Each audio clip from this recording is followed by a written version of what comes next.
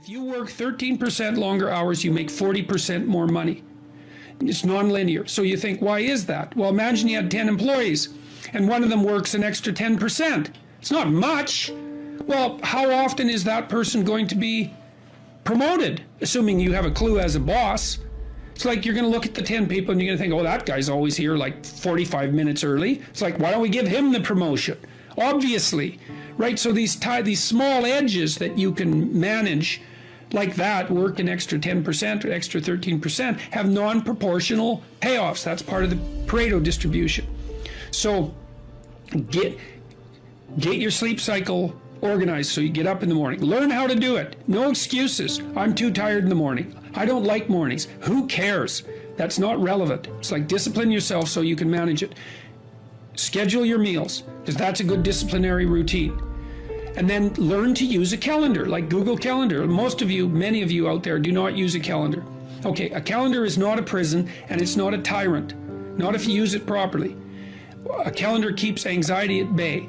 It makes sure that you do what you need to do, which is important, because otherwise you fall behind. But if you use it properly, it also helps you plan what you want to do. So I could say, well, lay out your damn calendar and design the days you would like to have. That's what your calendar is for. So you can put in all sorts of things in there you want to do, and that would be good for you. And that's a really good way to start being more industrious. Make a plan. You need a plan for 3 years. You need a plan for the next year. You need a plan for the next 6 months. You need a plan for the next 3 months. You need a plan for the week. You need a plan for the day. You need a plan for the hour. All of that. I make lists constantly of what I have to do. And they're like daily, weekly, monthly, yearly. Right now, I can't look out more than about 6 months, because my life is too complicated and chaotic. But you need a vision of who you could be, what character you could have. 3 to 5 years out, you can't go much farther than that because life is too unpredictable, I think, to make vision that's longer term than that subject to. There's too much chance associated with it to spend a lot of time on. Maybe you can stretch it to 5 years, and in rare cases, you can have a 10-year goal, but it has to be pretty low resolution. But you want plans at all those levels of resolution. You want to write the things down. And because what are you going to do? You're going to stumble around and get what you need? You're going to stumble around and be useful to other people? And it's useful to be useful to other people, They want to work with you then. They want to do things with you. They want to have you around. They trust you. They open up opportunities for you. And if you stumble around like you're blind, you're not going to get anywhere. And then you're going to suffer. And then you're going to be bitter. And then you're going to be cruel. So that's hell. That's a bad outcome. So unless you want that, don't aim for it. Or aim for the opposite, because that's how you get out of it. Make a plan, man. So when I was doing my clinical work, which I did a lot of career work with my clients, both at a beginner level, I would say, like really a beginner level, with people who had no employment whatsoever, no history of employment, who were undereducated and who lacked every skill you could possibly imagine. So these were people who were really in dire straits, up to people who were operating at the top of their profession, but who could still strategize forward. And so, for example, let's say you're at a dead end in your job. Okay, so I don't find my work meaningful. All right, so that's a problem statement. It's like, well, why not? I find the work I do repetitive and boring and without spirit. I have a bad relationship or a neutral relationship with my boss who doesn't know who I am.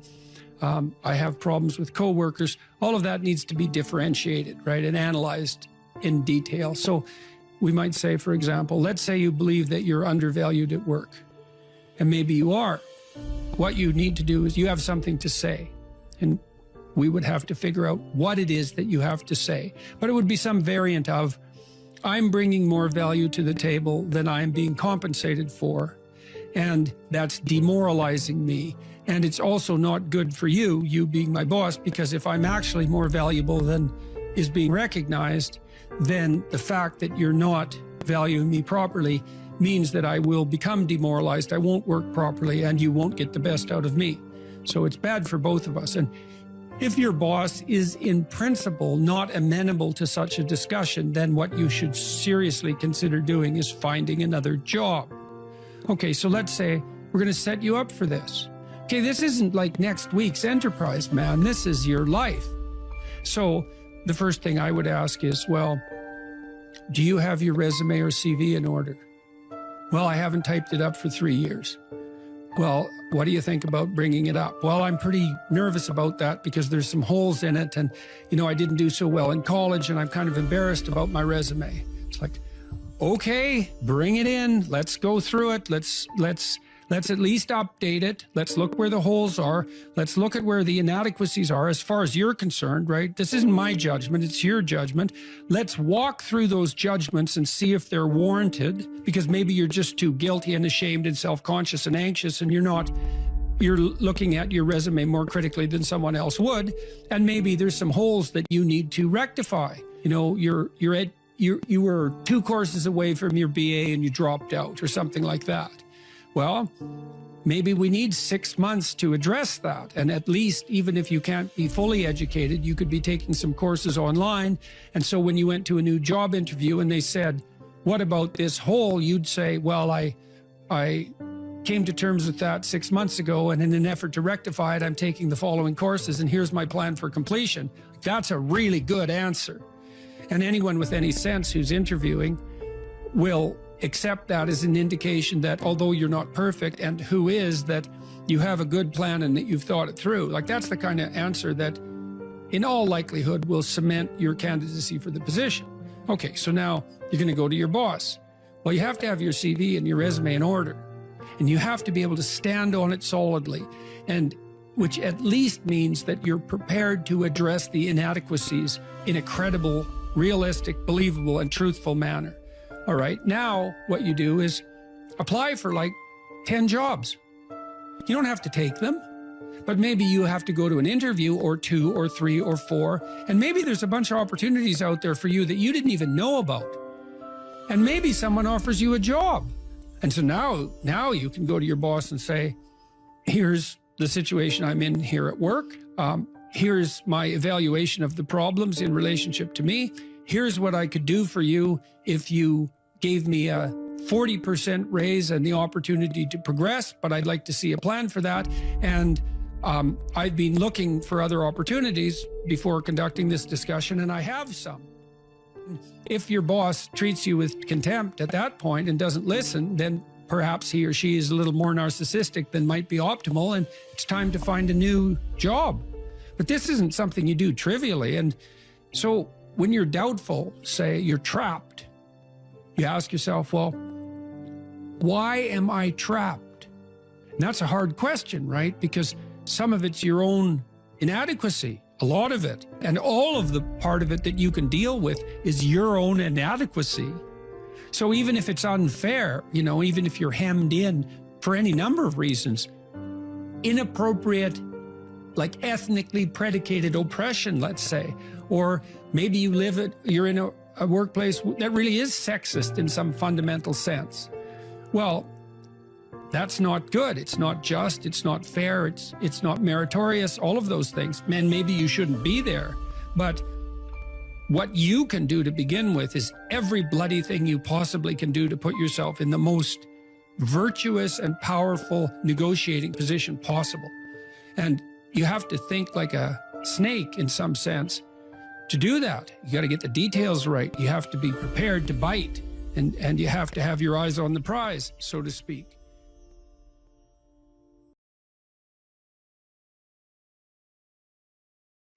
I have no direction or goals in my life at the moment. What can I do to regain my compass in life? Well, you talked about that a little bit in your intro. So there's this line in the New Testament, which is kind of mysterious, you might say, but it's really an instruction set. And the line is approximately, knock and the door will open, ask and you will receive, seek and you will find. And you think, well, no way, that can't possibly be true. But it's true if all of that is undertaken seriously. So one of the things that Tammy and I learned to do when we were trying to adjudicate our arguments, and we both tried to abide by that, was like, if I'm upset with her, let's say, it's clearly because she's done something wrong. One of the things that I'm required to do is let her know what my conditions for satisfaction are. It's like, what do I want? And I have to be able to tell her. And I might object, well, if you loved me, dear, you'd know what I want. And people say that to each other all the time, and they should immediately get slapped for that. It's just like, I'm too stupid to know what I want, let alone figure out what you want. You don't even know what you want. So it's good to kind of clue your partner in. Here's what I would, now that doesn't mean once you let the person know that they're necessarily going to deliver it, but they might, especially if you also allow them the luxury of doing it stupidly and badly, at least to begin with. You know, your wife might tell you, when I put some effort into getting ready to go out, I'd like you to say something nice. It's still a bit vague. It's like, okay, dear, exactly what would you like me to say? Well, that's an annoying thing for your wife to have to think through, and it's annoying for you maybe to have to mouth those words, but, you could do it stupid and badly 20 times and maybe get a little expert at it, and by the 100th time, you're like world expert at compliment deliverer, and you can encourage her to pursue her interest in attire, let's say, and why isn't that a good thing for both of you? And so, but that's all dependent on whether or not you're willing to let yourself know what you want. And that's all dependent on whether or not you're willing to ask. And so one of the things you can ask yourself, and this is very useful, is what would your life have to look like in order for it to justify itself to you? And so why would I put it that way? Well, your life is hard. It's full of suffering. It's full of malevolence, for that matter. It's full of malevolent suffering. That's coming for sure. And that's a heavy burden to bear. And you might say, well, it's so heavy that nothing at all could possibly justify it. And I think that's not a productive attitude. I think if you watch your life, you see that there are things that will grip you that do appear to justify the weight of existence. And I think you can commune with yourself, which is a form of thought. It's a form of meditative prayer, but that's a form of thought. And the thought is, what do I want? If I could have what I wanted and needed, what would that look like? And you might say, well, why would I associate thought with meditative prayer? It's like, well, what the hell do you think you're doing when you're thinking, if it isn't praying? It's the same thing. You first of all, you formulate a question. What do I want? And then you ask it. And you might say, well, who are you asking? Well, you're asking yourself. That would be the classic modern answer. It's like, well, if you're the person with the answer, why did you have to formulate the question? And so what are you doing when you formulate the question? And what you're doing, really, what you're doing is you're opening yourself up to revelation. And you might say, revelation from what? And that's a good question, no doubt about it. But in some sense, it's a revelation from the ground of being itself. You ask yourself a question. If I could have what I needed and wanted, what would that look like? You'll get a dream. You'll get a vision. And it comes to you. That's the most accurate way of describing it. It makes itself manifest in the theater of your imagination. And in precise proportion to your willingness to actually formulate the question. It's a rather frightening question, to find out, to allow yourself to ask yourself what it is that you really need and want, because you simultaneously make the conditions for failure clear to yourself. And people like to keep that sort of thing foggy and vague so they don't have to hold themselves accountable. That's a dreadful mistake. That's why I wrote Rule 3, do not hide unwanted things in the fog. It's like you should sharpen your aim. You should specify your goals. Now, the price that comes along with that is you'll know when you fail. But the advantage is you'll know when you fail. You can learn. Now, more practically, you don't know where you're going or why, the person who asked this question.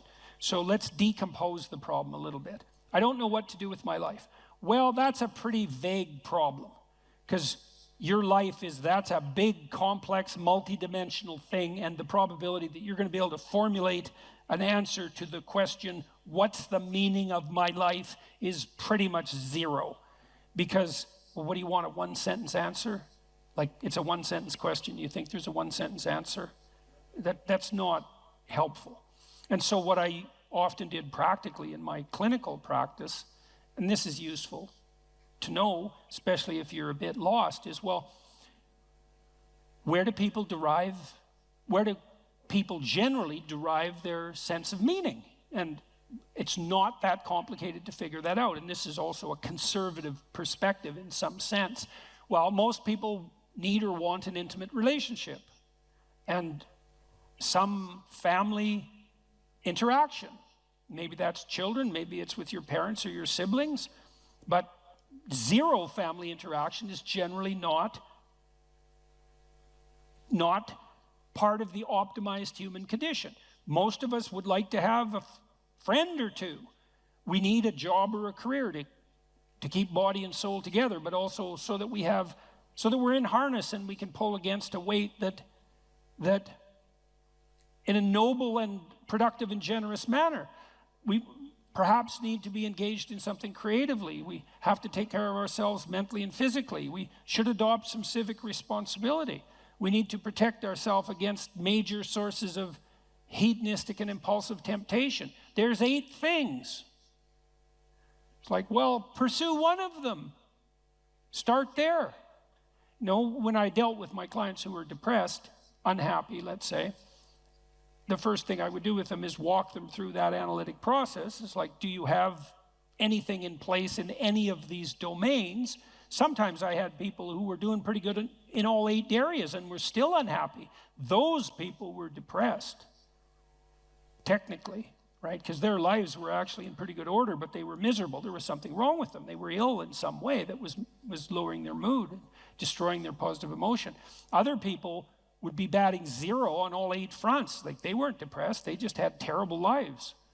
And so, really, and so what I would do with those people is, well, look, like, here's 8 things that aren't in place in your life. It's no bloody wonder you're miserable and everything seems meaningless except for the suffering, because that's a meaning too. It's like, why don't we start working incrementally in a few of these areas, and then we can just evaluate and see if that's helpful. And it's almost invariably helpful.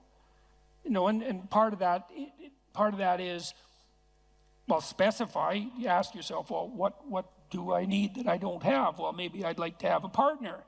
Okay, well, I can't just leap from not having a partner to being happily married in one fell swoop. There's intervening steps. One of the things I used to do with my clients who were lonesome is say, well, look, have you tried online dating? No, I'm too afraid. It's like, well, no wonder you're afraid of it. You have your reasons. But we could start small. It's like, why don't you write out a dating profile? Don't post it. Just go online one of these sites and write out a profile. Who are you? What do you have to offer? And what do you want? Think it through. Write it out. Come up with a coherent story about a coherent representation about who you are, and then figure out what you want and see how that works. We can play that through, and then maybe when you develop that in a manner that feels solid to you and reliable and genuine, and you've also developed a vision of the person that you're trying to attract, that would help you feel confident in your happiness. If you actually met that person, well, then you're ready to go. Launch it on the site and talk to the person. You know, first maybe it's just text, and then maybe it's coffee, and you know, there's incremental ways of doing this, and you can do that with all of those 8 domains. It's like, get yourself a life. And if you're firing on all cylinders in all 8 dimensions and you're still depressed, and this is a specific answer to the person formulating this question, if you're still unhappy, you should probably go see someone, because you're probably sick. You know, if you've got all of those, if you have all that skill and you have all those relationships and activities in place, and you still are suffering an excess of anxiety and pain and insufficient hope and motivation, it's highly probable that something, that something's afflicting you that's in the nature of an illness. But if you have none of those things, it's like, well, it's no wonder you're miserable. Misery is the default human condition in the absence of sustaining meaning, just like hunger is the default condition in the absence of food. And you need productive engagement, productive, generous, reciprocal engagement in order to provide you with the genuine meaning that sustains you in life. And the pathway, a lot of the pathway to that is pretty pragmatic and practical. You got no friends? That's likely a problem. You're a creative person, you have no creative outlet? That's not going to work out for you. No, you're lonesome because you don't have an intimate relationship? That's a source of pain.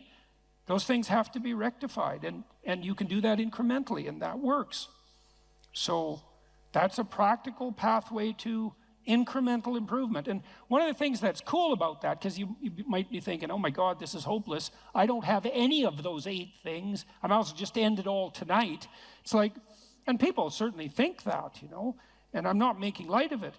One of the things that's very much worth knowing is that a lot of positive emotion is dependent technically on the observation, on your personal observation that you're moving towards a valued goal. See, not that you've attained the goal. So imagine that you're in your hopeless situation and you decide, well, I'm going to work on the relationship front. So now you develop a vision of what a relationship might be like, and you posit that as a promised land, let's say, and then you differentiate that so you can make incremental steps forward, and the incremental steps are small enough so that you actually take them.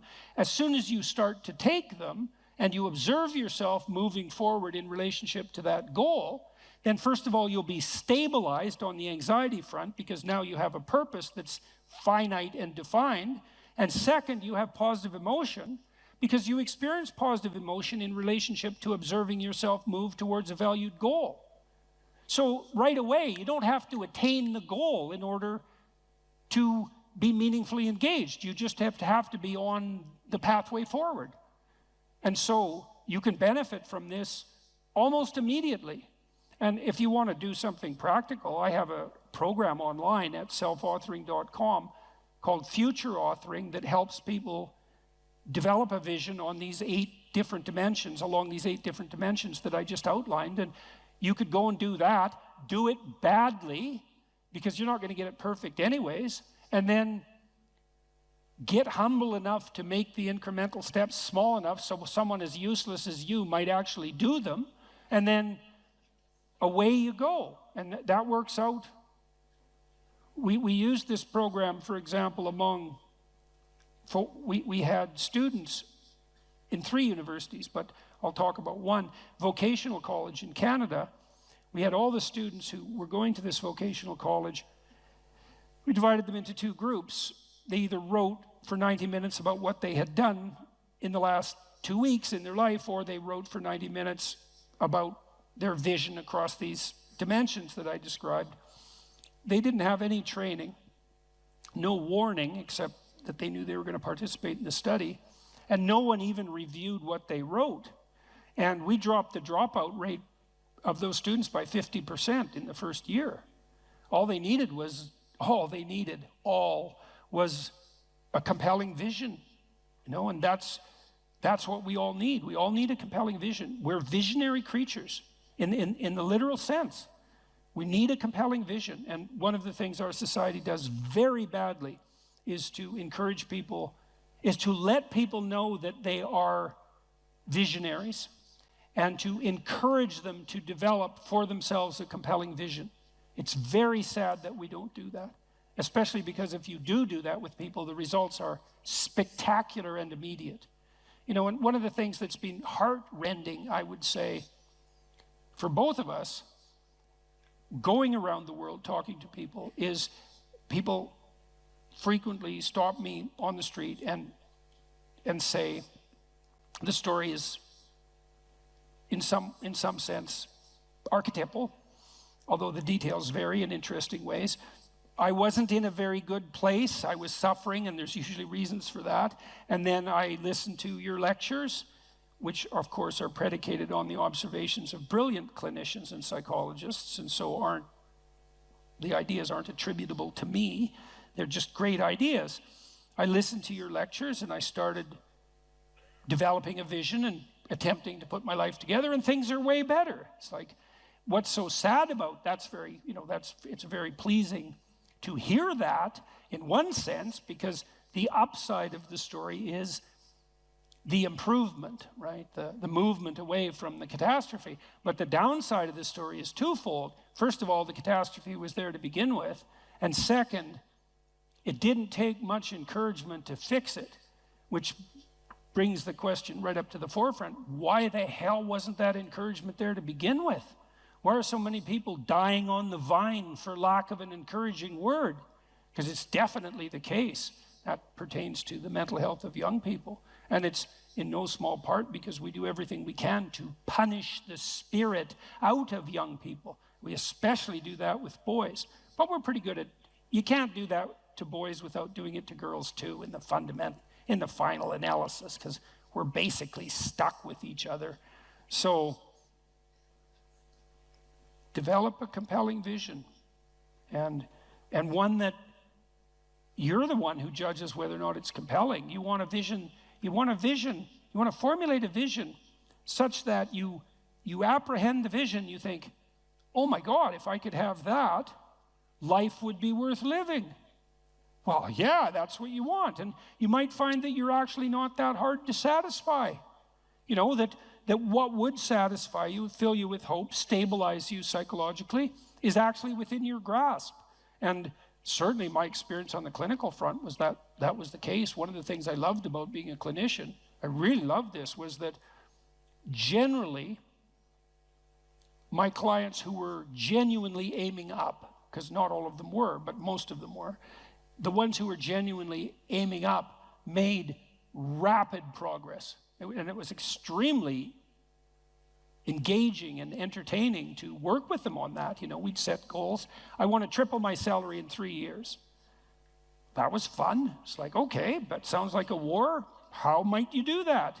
And it was extraordinarily entertaining to plot that out, to strategize about it like it was a full-fledged war, you know, but a war for something positive, and a war that would benefit the person who won and also the people around them. And that's well within your grasp. There's any number of things that are right in front of you that you could radically improve with the right vision, and that would result in radical improvement, and not just for you, but for everybody around you. That's just right there in front of everyone. And it's particularly true if what's around you is pretty dismal, because if what's around you is pretty dismal, there's just no shortage of opportunity for improvement.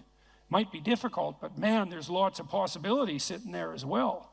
So aim up, get a vision, man, and pursue it. And the more of us that do that, the better things are going to be. And it would be better if they were better than if they were worse. And we're certainly trying to sort that out on the cultural front at the moment. It's like, let's aim up, because down is a very deep hole. And maybe we don't want to blunder into that again.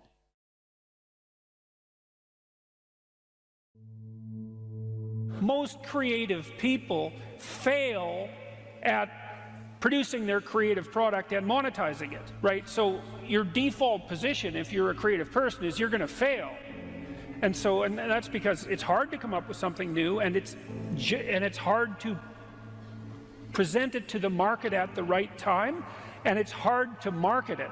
Like, those things are really, really difficult. And so what successful entrepreneurs do is they just keep doing it over and over and over and over and over and over and over. And eventually, if they're fortunate, one of their ideas happens to hit the right place at the right time. And so that's also Darwinian in some sense. You know, you're creating all these little enterprises that are sort of alive. They're run by people, after all, and even if your idea is good, that doesn't mean it will be successful. There's so many things that have to be taken into account. So this is partly why persistence, and that's part of conscientiousness, is so useful. It's like, You know, what do they say? If at first you fail, then try again.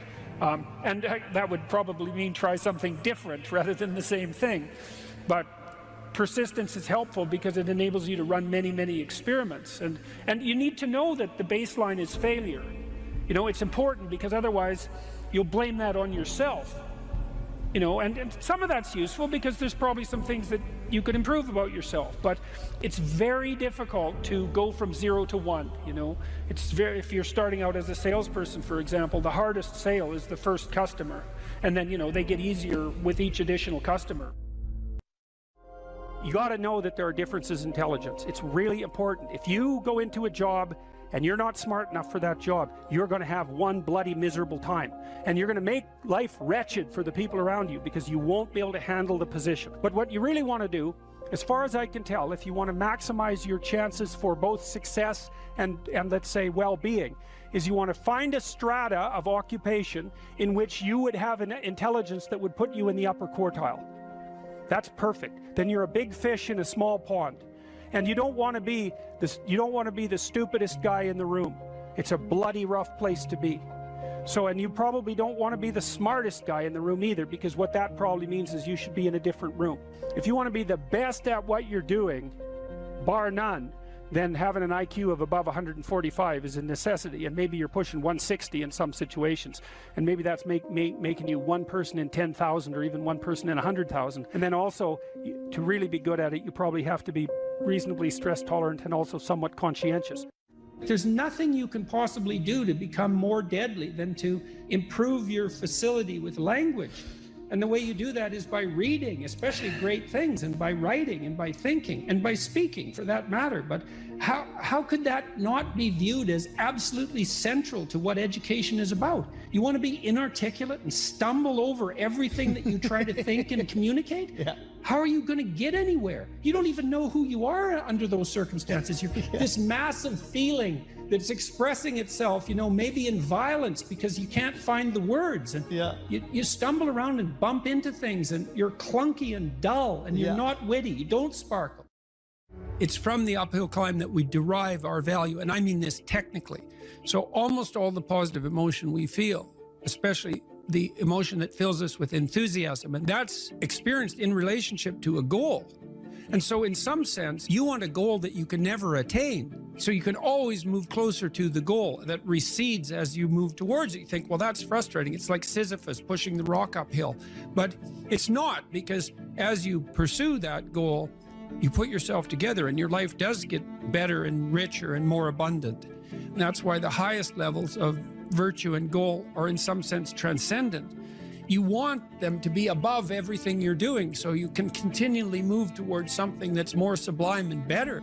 That's what you are. You're here to live, not to sleep.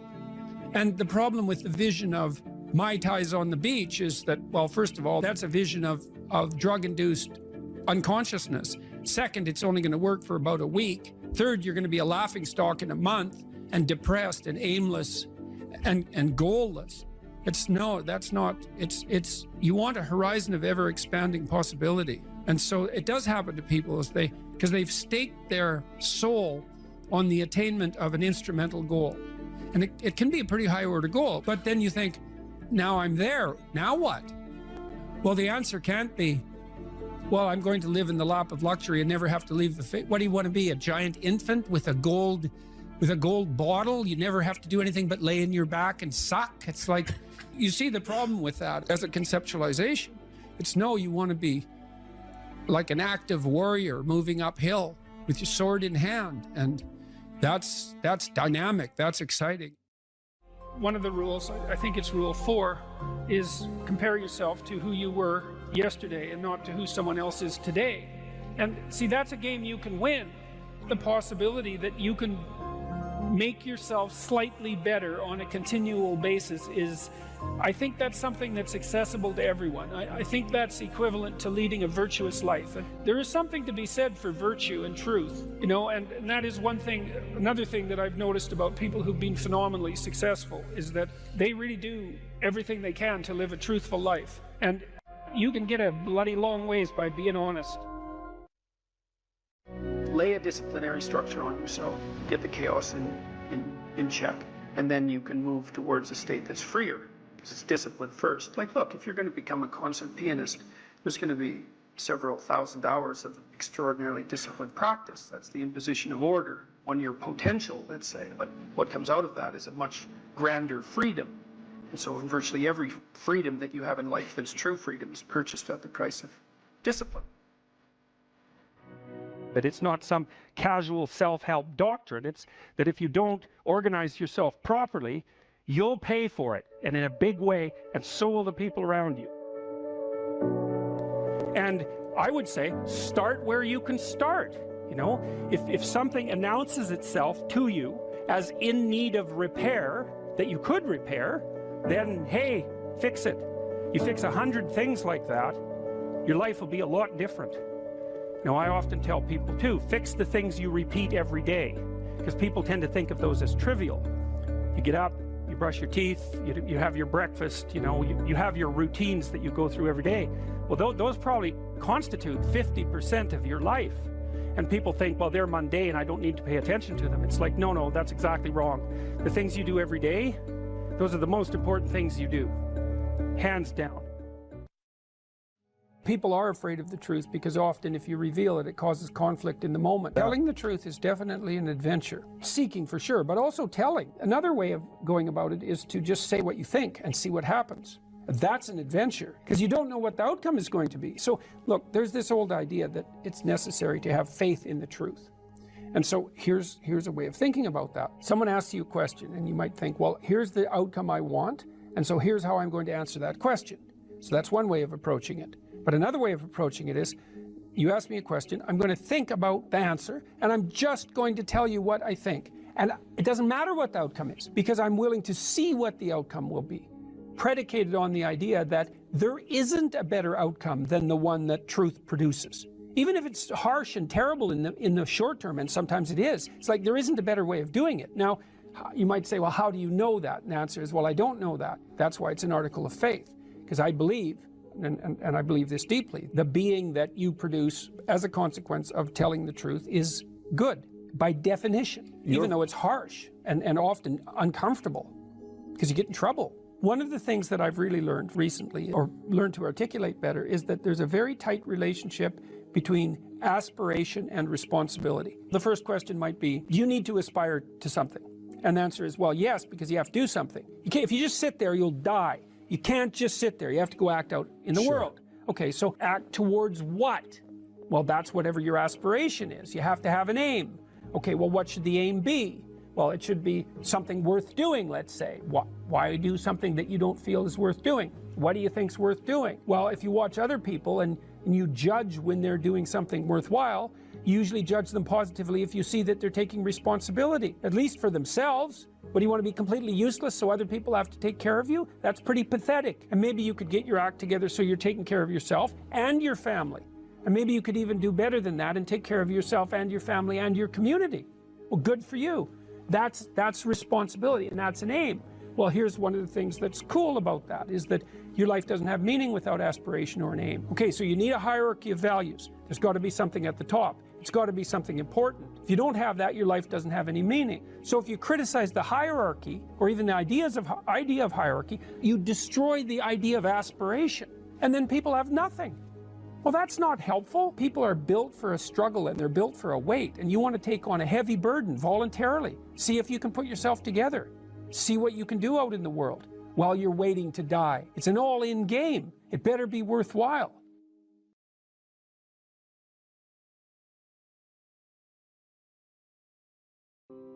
Well, one of the things that I think can be really useful, and this is also a skill that will serve you well for the rest of your life, is to start using a schedule, like a Gmail calendar, and schedule in studying time, for example. Now, so I've got some thoughts about using a schedule. People often don't like schedules because it's like developing your own tyrant. You know, it's, okay, well, here's a whole bunch of things I have to do tomorrow. That's my schedule, and I better stick with it, or I'm a bad person, I'm a failure. And that's not the right way to go about it, the scheduling. What you want to do with the schedule is design the day that you would like to have. Now, some of that's going to involve responsibilities that you have to live up to, or your life will get worse. Right? So, but I would say, if you're trying to start learning how to manage your school stress, is like schedule in 10 minutes of homework. Maybe before you go to school in the morning, if you can get up. You probably can't, because teenagers have a hard time getting up in the morning.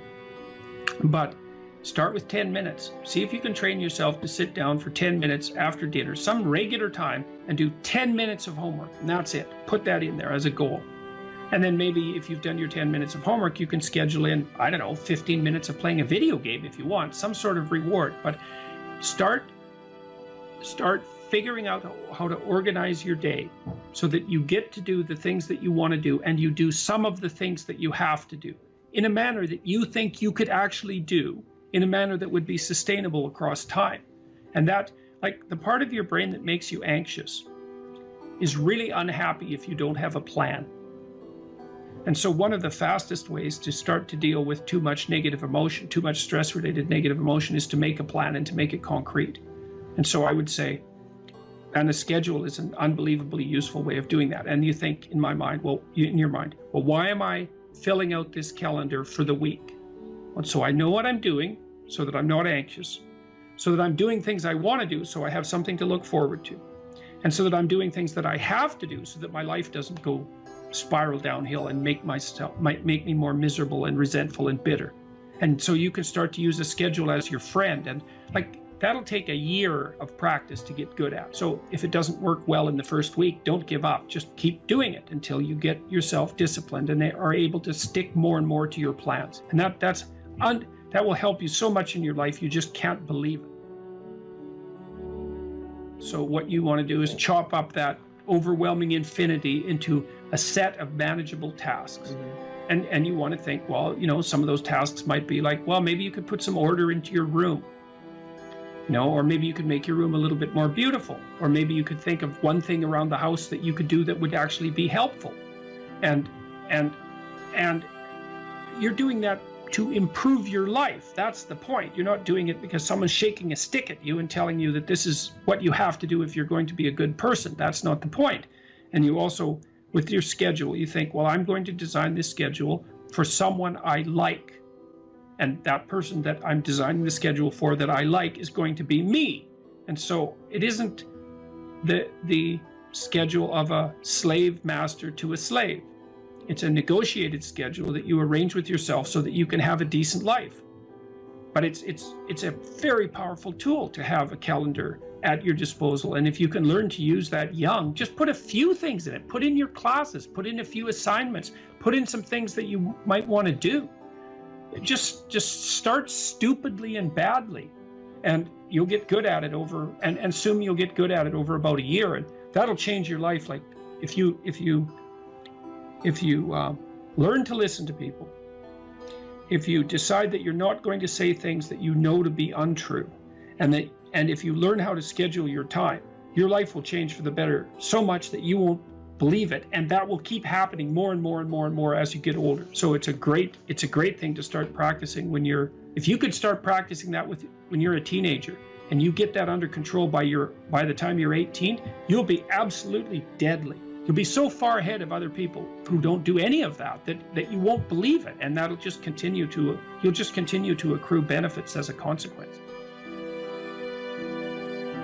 Well, the thing is that, or one of the things is that you are going to be putting up with other people's problems and troubles for the rest of your life. And what you want to do is live your life in a manner that makes all of that tolerable.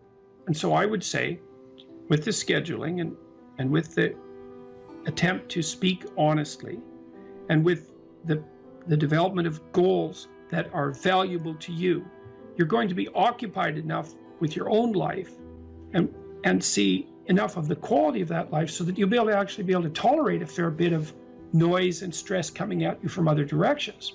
And I would also say that the more that you put yourself together in the manner that we've already discussed, the better other people will treat you, and the less unnecessary suffering and distress that you're going to encounter. And I would say, and I'll close with this, I would say to your viewers, don't underestimate the utility of getting your act together. Another thing you can do is, and this is like deciding that you're going to stop saying things that you know not to be true.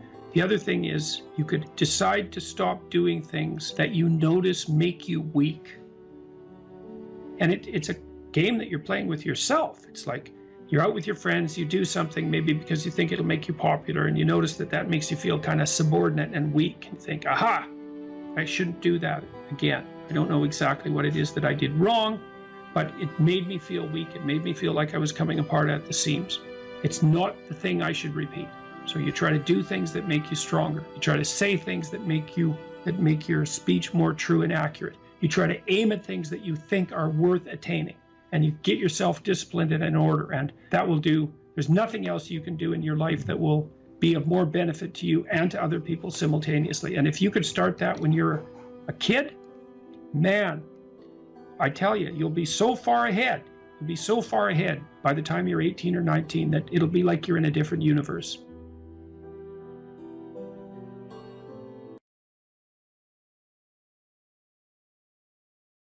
You cite a tired brain, foggy thinking, as the reason to stop answering questions or giving a talk. How do you combat this while working or writing daily?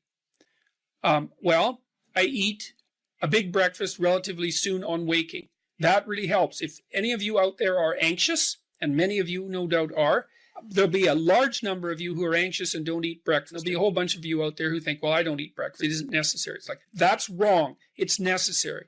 You fasted all night.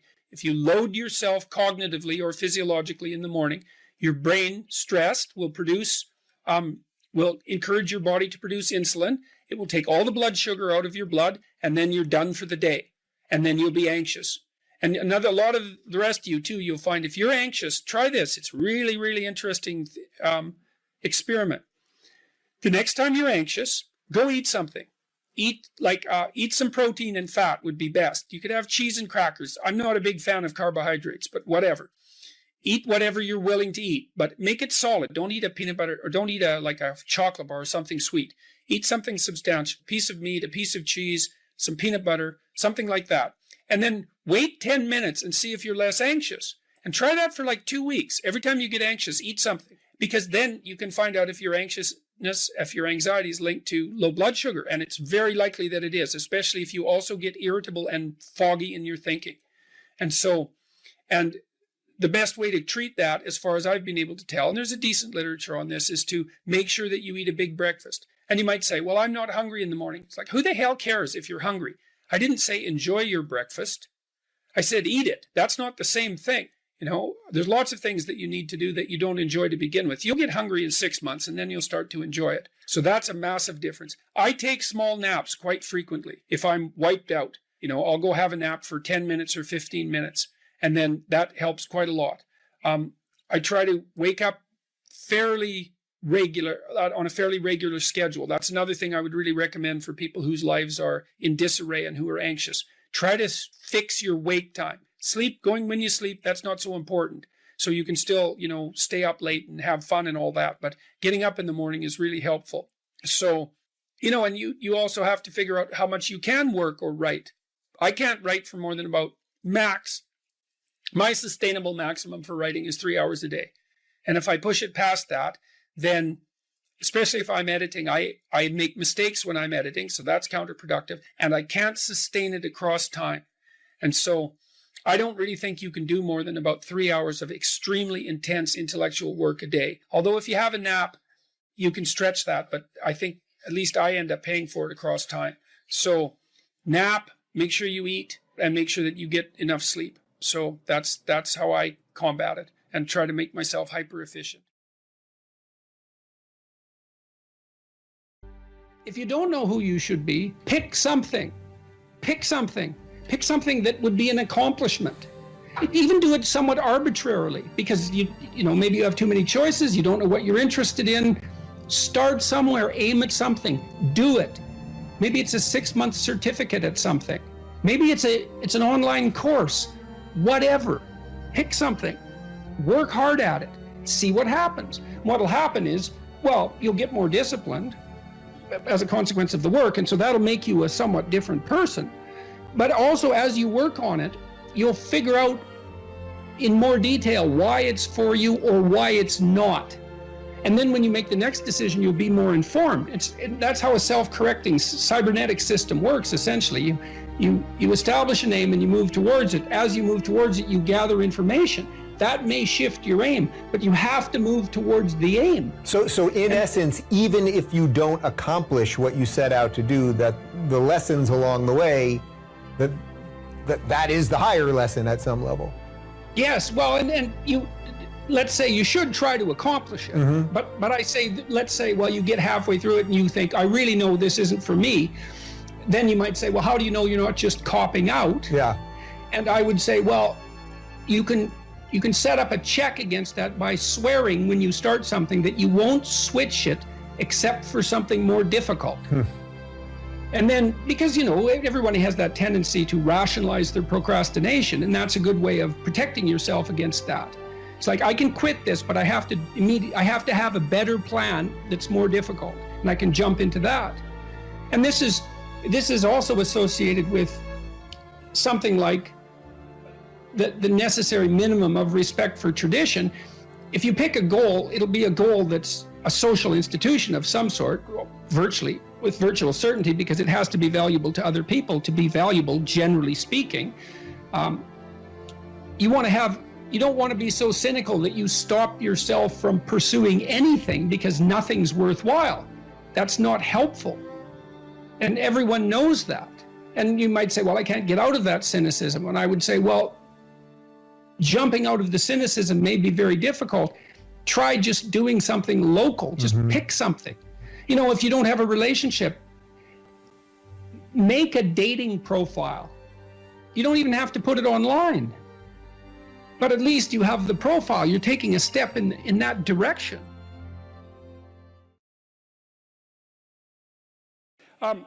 This old client of mine, he was about 85 when he came to see me, and he was a financier and a kind of a mathematical genius. He made these little pendants out of a mathematical symbol for the most beautiful mathematical equation that was ever written. He made them out of gold, and he would hand those out. And he had studied psychology as a young man, and he introduced me to this concept that I didn't know about, called the Pareto distribution, which, see, I'd been taught as a psychologist that most human characteristics were normally distributed, right? So most people were average and some people were extreme. That's a Pareto, or a normal distribution. Intelligence is like that, and height, there's more people of average height than very tall or very short, and weight is like that, and lots of things are normally distributed, and psychologists tend to assume that everything is, but it isn't. Creative products are distributed in a Pareto distribution, and that's a whole different thing, and it's really important to know this. It's another fundamental fact, the knowledge of which can sort of transform the way you conceptualize, let's say, the political landscape. So here's an example of the Pareto distribution. You know, there's a rule of thumb that if you run a company that 20% of your employees do 80% of the work, or that 20% of your customers are responsible for 80% of your sales, or that 20% of them are responsible for 80% of the customer service calls. Same thing, but that's not exactly the rule. The rule is worse than that. The rule is, in a given domain, the square root of the number of people operating in that domain do half the productive work. So you think, well, you have 10 employees, 3 of them do half the work. It's like, yeah, okay. What if you have 100 employees? Then 10 of them do half the work. What if you have 1,000 employees? Well, then it's 30. And if it's 10,000 employees, then it's 100. And this actually turns out to be a rather ironclad rule. It applies across very, very many situations. It applies, for example, to the mass of stars and the size of cities. So you can see how universal it is as a law. And it's something like those that have more get more, and those that have less get less. That's the Matthew principle, right? To those who have everything, more will be given. From those who have nothing, everything will be taken away. And the economists sometimes call that the Matthew principle. And so what that lays out is a world that's rife with inequality. So, you know, you hear this idea that I think it's the 85 richest people in the world have more money than the bottom 2 billion. That's a Pareto distribution phenomena. And you might say, to hell with capitalism for producing that. It's like, sorry, you got your diagnosis wrong. It's a natural law. It's no matter what society you study, you get a Pareto distribution of wealth. You get a Pareto distribution of number of records recorded. You get a Pareto distribution of number of songs written or goals scored. Like any creative product has that characteristic. And it's partly because as you start to become successful, let's say, people offer you more and more opportunities. And as you start to fail, people move away from you and you plummet. And so, okay, so that's rough. So what it means is that there is always a landscape of inequality. And I'm not saying that we shouldn't do anything about it, although I am saying that we don't know what to do about it. That's the thing, you know, because you can modify the Pareto distribution of wealth, let's say, but we don't know how to do it without maybe disrupting the system so completely that it collapses, which is what happened in the Soviet Union, for example, and in Maoist China. They were trying, at least in principle, to adjust inequality. But the cure was far worse than the disease. And the truth of the matter is we actually don't know technically how much inequality there has to be to generate wealth. We can guess, and you could say, well, there should be less, and you might say, well, there should be more. If you're left-wing, you'd say less, and if you're right-wing, you'd say, well, we'll just let the inequality flourish. But we do know that it's inevitable, and we also know that we don't know how to regulate it. So, there is inequality. What that means is there's always going to be people around that are better at something than you are. And that's a problem, because you can get jealous and you can get bitter and you can get resentful, and worse, you can get hopeless, you know, because you look like I have this friend of mine. He told me something so funny. He was decrying his lack of success in the world, and he compared himself to his roommate. And he said, you know, his college roommate was doing much better than he was. And his bloody roommate was Elon Musk. It's like, really? Like, it's like, oh, you're not doing as well as Elon Musk. Well, I mean, you can see it would take it rather personally because they were roommates and everything. It wasn't like he was doing badly. Like, he was doing pretty damn well. It's like, I'm not as good as Elon Musk. It's like, yeah, well, you and like 7 billion other people, you know. But I thought it was instructive because you have to be careful who you compare yourself to. Now, you can't just not compare yourself to successful people, right? Because then you don't have anything to aim at. And one of the things I learned from Jung, this was a cool thing, I'm going to make a real lateral move here. Jung thought the book of Revelation was appended to the Bible because the Christ in the Gospels was too merciful. He was too nice a guy. Now, he's an ideal, right? And Jung said, wait a second, an ideal is always a judge. That's the thing about an ideal, because you're not as good as your ideal, so your ideal is a judge. And Revelation has Christ coming back as a judge, and that was Jung's explanation at the level of the collective unconscious for the pasting of that remarkably strange and terrible book onto the end of the Bible. So, well, anyways, my point is an ideal you need an ideal because you have nothing to aim at, but an ideal is a judge, and you always fall short of the ideal. So how the hell can you have the benefits of having an ideal without having the crushing blow that goes along with having the judge that always regards you as insufficient? So I was trying to work that out in the chapter, and this is something I've had to work out a lot as a clinical psychologist. It's like, well, let's say you need a goal, but we don't want to let your distance from the goal crush you. So you got to set up a goal, and then you got to break the goal down into parts so that you can move towards it and you have a fairly high likelihood of doing it. So that's a bit of practical, I wouldn't say advice, it's because it's better than advice. It's some practical knowledge about how to go about achieving an aim. Set a high aim, but differentiate it down so you know what the next step is, and then make the next step difficult enough so you have to push yourself past where you are, but also provide yourself with a reasonable probability of success. It's also what you do with children, right? You want to push them because they need to grow up and be more than they are, right? But you don't want to crush them with constant failure. So what you do is aim high and make the goal difficult but proximal. So anyways, so that's one way of looking at it. But then the next thing is, you know, I've had clients, many clients in their 30s, who are trying to. This is more true with women, I would say. A lot of women who are very high achieving and who established their career goals at 30 and then want to differentiate out their life. They want to have a husband, they want to have a family, they're trying to figure out how to do that. And one of the things I've noticed that around 30, you really have to stop comparing yourself in some ways to other people. And the reason for that is that the particularities of your life are so idiosyncratic that there isn't anyone really all that much like you, you know, because the details of your life happen to matter.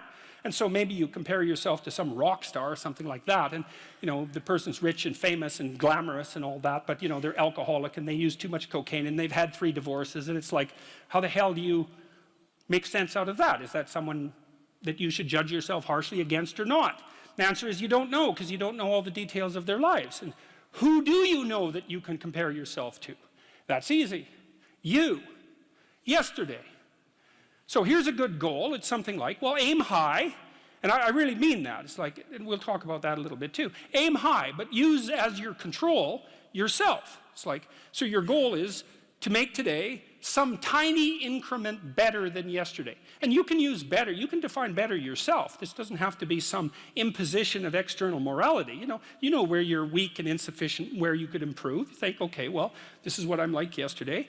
If I did this little thing, things would be just an increment better. And, well, that's a great thing, because you get the ball rolling, and incremental improvement is unstoppable. You can actually implement it, and it starts to generate Pareto distribution-like consequences. It starts to compound. And I've seen that happen in people's lives over and over. Well, people write me all the time and tell me that they're doing that, but I've seen that happen in people's lives continually. They make a goal that, the goal should be, how could I conceive of my life so that if I had that life, it would clearly be worth living, so I wouldn't have to be bitter, resentful, deceitful, arrogant, and vengeful. Like, that's sort of the bottom line, right? Because that's what endless failure does to you. It's not good. And that's what life without purpose and a goal does to you as well, because life is very hard. So you think, okay, well, I need to adopt a mode of being that would justify my suffering. And you can ask yourself that question. What would make this worthwhile? I quote Nietzsche, I think, in that chapter. He said, "He who has a why can bear almost any how." That's a lovely line, man. I mean, it's a lovely line. And it's really worth thinking about. So you think, well, how do I manage all this misery and suffering and futility? It's like, well, I need to figure out what I would have to do in order to make that clearly worthwhile. And so then you have your goal, and then you think, well, I need to move towards that incrementally, because I'm kind of useless and can only do so much, and maybe not even that. But all I have to do is be a little bit better than my miserable self yesterday. And that'll propel you forward very rapidly, and you can succeed at it, which is also really lovely, because why not set yourself up for success, because otherwise you'll droop around like a number 10 lobster, and that's just not good. You get all pinchy when that happens, and it's not a good thing. So vision. Well, how do you develop a vision? Well, you might want to think about, how would you like your life to be? So we could make this practical. We say, this is how you bring heaven down to earth. That's to make the abstract practical. And that's always very useful. That's the differentiation of Jacob's ladder, by the way. That's the axis mundi, the central point of the world. It's like, well, what do you want? Well, you could ask yourself that. If you could have what you wanted, what would that be? So we could throw out some possibilities. People trust you. People respect you. And you deserve the trust and the respect. It's not false. People can rely on you. You're good for yourself and you're good for other people. There's productive, generous peace reigns around you, and you can do that in a playful manner. That's not so bad. You could have that, let's say. And if you can think of something better, well, pursue that. But that's a good start. So that's very abstract. And so now you have to think, well, how might you conduct yourself in order for that to occur? Now, one way of approaching that is to differentiate it. You might say, well, what's the purpose of my life? It's a pretty abstract question. You're going to get a pretty general answer. Now, I could say, well, it's to be willing to adopt this spirit of challenge in relationship to life's vicissitudes. But it's still pretty abstract. So, well, yeah, but how do I go about doing that? Well, you have to differentiate it. That's the bringing of the divine message down into the realm of practical applicability. How do you make that principle real in your own life? Well, here's one way of doing it. Where do people find the significance in their life? So you could envision participating in this process. Well, what do people generally need and want? Well, here we can make a list. So this is, imagine we're taking that general principle. That's the golden cap of the pyramid. That's even the eye above the pyramid. That's another way of thinking about it. It's this superordinate principle, uniting monotheistic principle in some real sense. Now we have to differentiate it. Well, most people would like an intimate relationship. Okay, and so what does that mean? Well, intimate means physically intimate, but it likely means emotionally intimate, and it probably means iterating across some reasonable period of time, unless you just want everyone around from whom you're deriving physical gratification to be the whim of the moment, in which case you're basically a psychopath, and I wouldn't recommend that as a pathway forward. You're a narcissistic psychopath. And you might think, well, I get what I want. It's like, well, no, you won't, because your life will degenerate. So that's a bad theory. So you want an intimate relationship, and then you're going to have to treat that other person. Well, how? Well, you can win an argument with your wife today, but then tomorrow, there she is in all her defeated glory. And so I don't know what the victory is going to win you. Maybe you want to negotiate towards something like productive and generous peace with her instead. And that's all part of this intimate relationship. And then it becomes truly intimate. And then it's stable across time. And that might be desirable. Then you have a platform, let's say, that will help you stabilize your entire life, because part of the reason you're going to do things is because you want to be of service to at least one other person, and vice versa.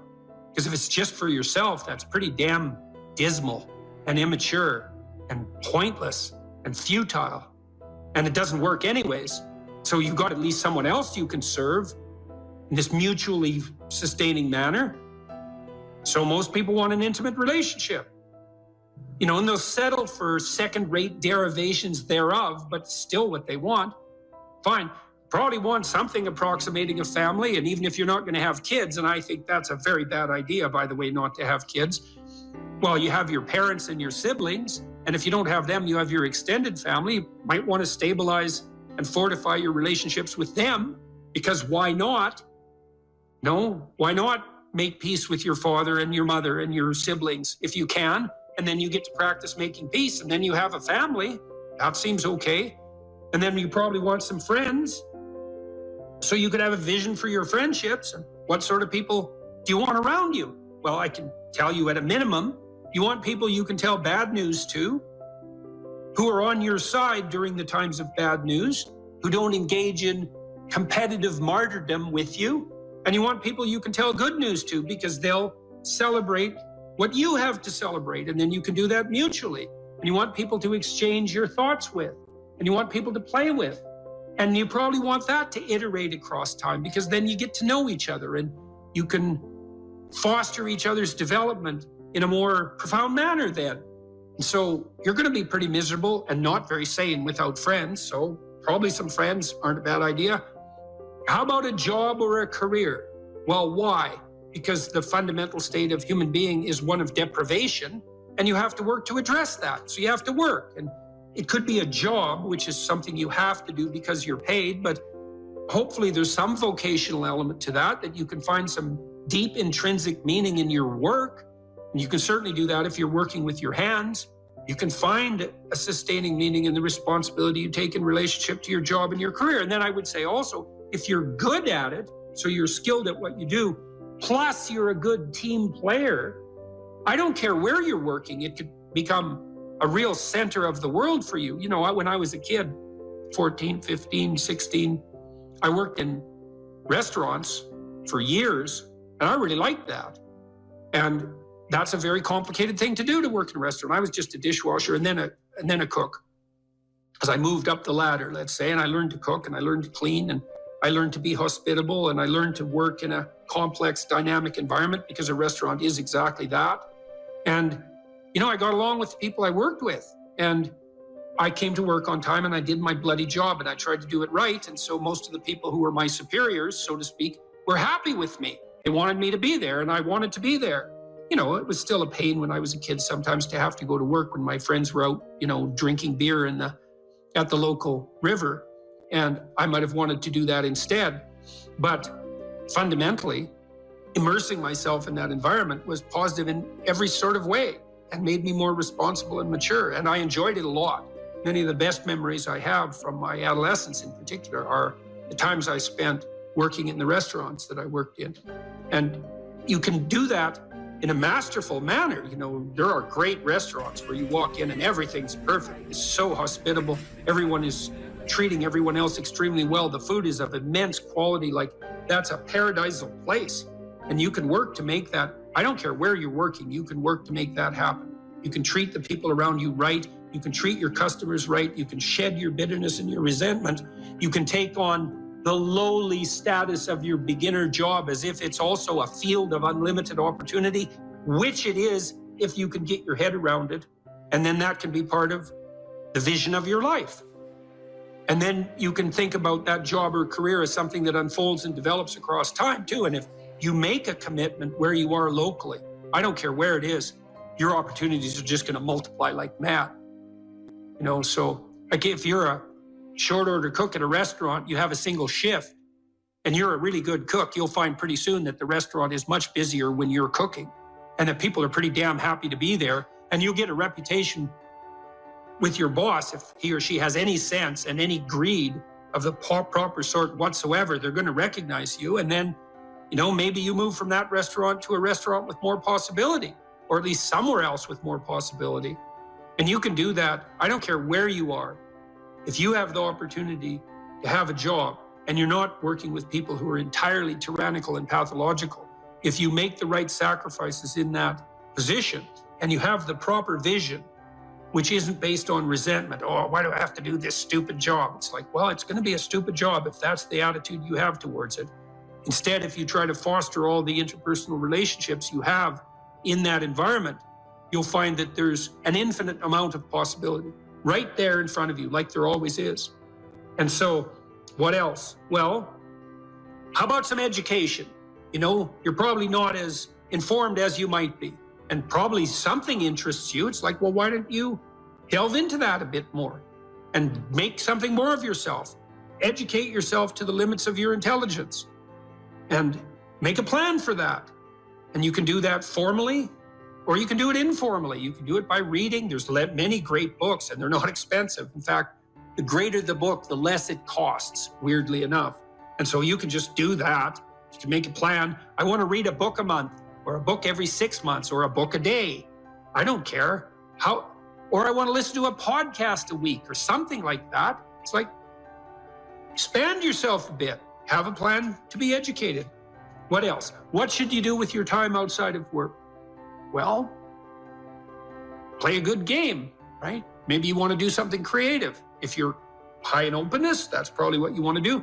Maybe you want to take on some civic responsibility and duty. That's what you might do if you're conscientious. Maybe you want to care for someone if you're agreeable. Or maybe you want a new domain for your ambition if you're more disagreeable. Maybe you want to work to make your family more secure. That would be a good way of constraining your trait neuroticism. Maybe you want to expand your social engagements. You're extroverted. It's like, fine, those are good things to do with your time outside of work. They're all matched to your temperament. You can mix and match and do a bunch of those things at once. You know, I used to talk to my students at the U of T and say, well, how much time, by your own definition, how much time do you waste a day? And the median, which is the most typical amount of time wasted, was always about 8 hours. It's like, oh, you waste half your awake time. And you wonder why things aren't going for you that well in your life. You can just do the economic calculations. Well, let's say you're worth $25 an hour, all things considered. Maybe you can't find a job that would pay you that much, but that doesn't mean your time is only worth what you could attain in a given job, because everything you do now echoes into the future. And so let's say it's $25 an hour just for the sake of mathematical computation. Well, that's $200 a day. It's $1,400 a week. It's $5,600 a month. It's basically $70,000 a year. So every year that you spend wasting 8 hours a day, you deprive yourself of the equivalent of a full-time and somewhat generous income. So that's just, and if your life isn't going very well, you might think, well, maybe it's because I waste half of it. That there could be some relationship between those things. Then you might ask yourself, well, what would happen if I wasted none of it, like zero? And you might say, well, how difficult is life? Well, it's ultimately difficult. It's like, yeah, well, it is. So how much of it do you have to use properly in order to contend with that ultimate difficulty? And the answer might be, well, all of it. And if you're not, well, you're going to suffer, obviously, because it's difficult. And so if you're wasting time, then you're going to suffer. And so you might want to have a vision for what you do with your time. And you could ask yourself, well, if I could conceptualize and structure my free time the way I wanted to, what would that be? And then you'll have a vision. And that it's like a revelatory vision in some sense if you ask the question properly, because you can ask yourself these questions.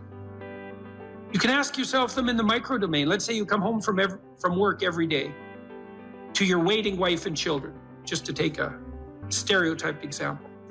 It's like, well, you're doing that every day. How would you like that homecoming to go? If you could have it the way you wanted it to be, it's like, what would you like your wife, how would you like your wife to welcome you when you returned home? And then you could sit down and talk to her. It's like, I come home every day. That's every day. That's like 15 minutes of every day. That's an hour a week. It's 50 hours a year. It's 1 work week. It's 2% of my life. It's like, how do I want to be welcomed when I come home? And your wife might say, well, how do I want you to welcome me when you come home? You might think, yeah, well, maybe we could get both of those right together. And then we could be welcomed in a way that was really good for both of us. What would that look like? Well, I'm tired when I get home. And she might say, well, I'm tired too, because I've been taking care of the kids all day. And he might say, well, I don't want to hear about every problem that happened at home the second I get in. And she might say, well, I don't want to hear about all your problems at work right away either. It's like, okay, but we do need to talk through the problems. It's like, yeah, that would be helpful. So, when I come home, why don't I say, honey, I'm home, and why don't you come and give me a hug? And why don't we notice for a moment that we're happy to be together, which is why we got married to begin with, and we could appreciate the fact that we're together, and then maybe we could have something to eat, and we can figure out how to arrange that. And then maybe we could sit for 15 minutes and talk about what happened during the day. And that could be our routine. It's like, well, what do you think of that? Well, here's how I'd modify it. It's like, okay, let's modify it that way. Well, then we'll implement it and see how it works. And then it's like 2% of your life fixed. You do that 50 times, which isn't that many times. It's 100% of your life is fixed. And then when it's fixed, you can even make it better. And doing that 50 times is just not that much. And lots of things iterate, right? You do the same thing every day. You get those things you do every day right, man, you're on the way to having your life together. That's the ritualization of time and space in some real sense. And the application of what's essentially a religious attitude to all the elements of your life that you might otherwise regard as mundane. Oh my God, I have to do the same thing every day. It's like, hey, that's your life, man. The things you do every day. Get those things right. Wonderful things can happen if you straighten out everything that's hidden in a family and get it out in the open. And then you have the opportunity then for some real peace and some real joy. And certainly that's at the moment where it's in those interpersonal interactions that I derive a lot of my happiness. And that's been life-saving. And then, of course, this active, engaged intellectual conversation, this sort of conversation that we're doing our best to have, that's also, and the fact that I can share that with so many people and the responses are so positive. It's wonderful. It's amazing. I can't believe it.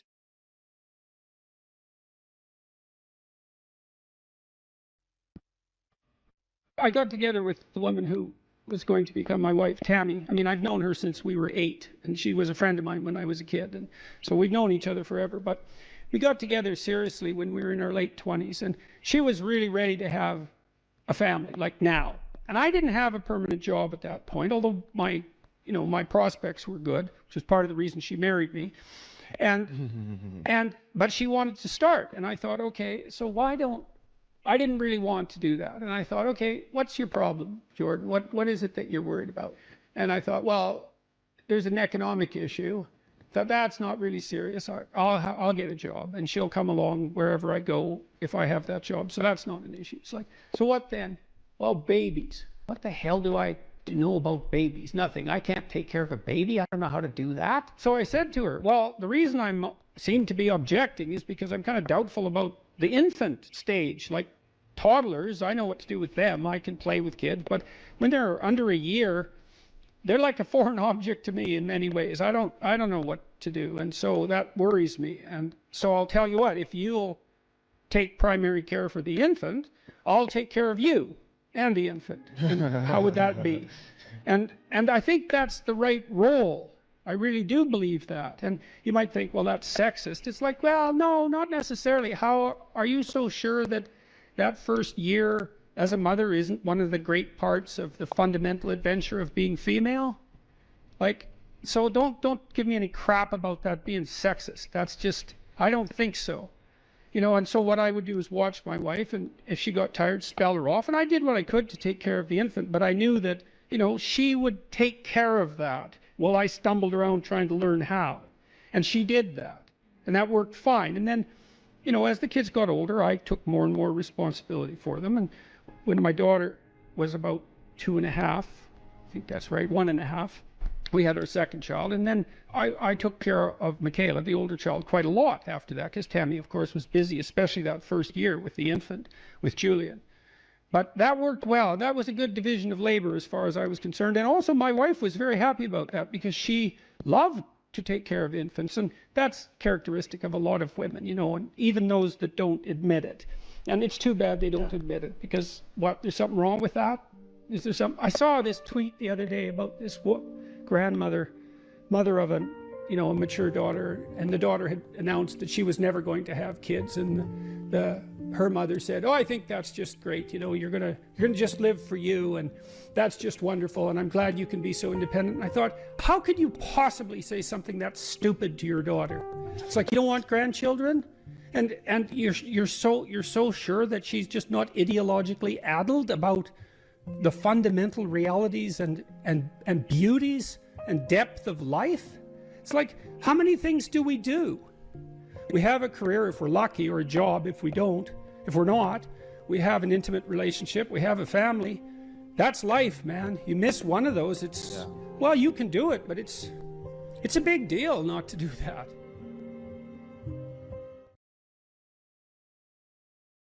So I might say, well, why are you going to university? Or I might say, what are you doing right now?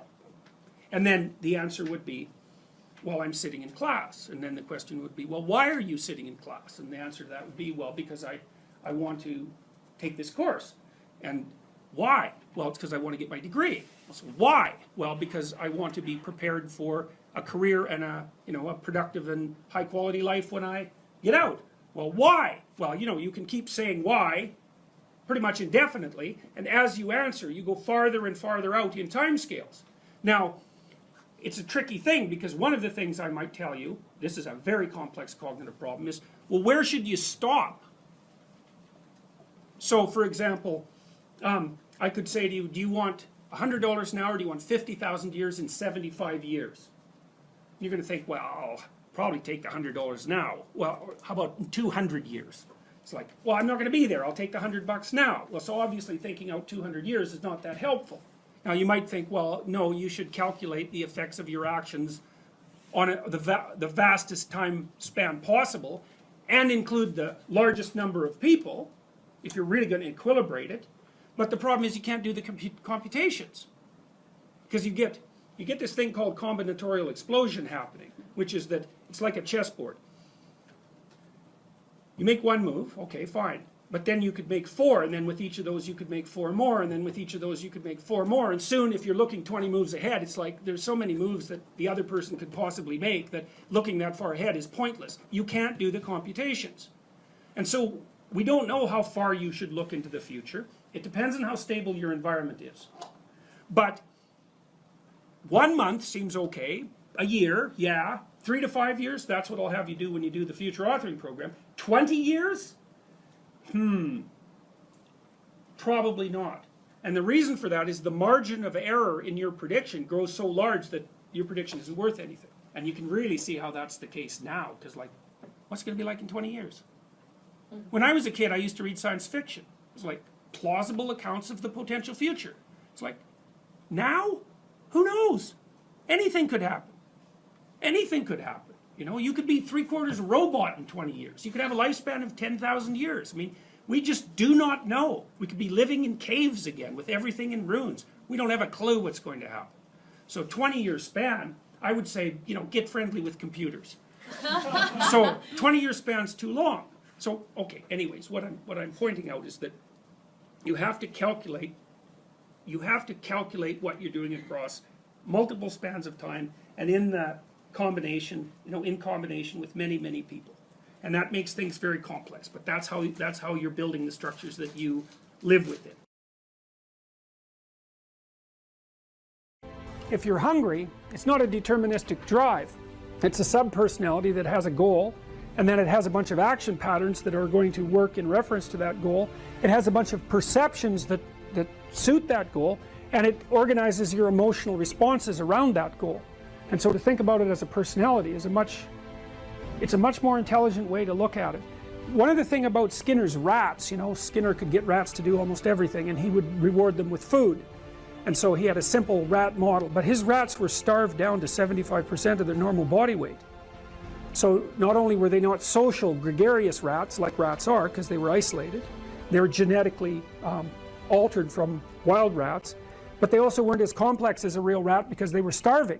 And so, but a starving rat is a pretty good model of a rat, and a rat is a pretty good model of a person. But a lot of our models of simple behavioral learning were based on starving, isolated rats.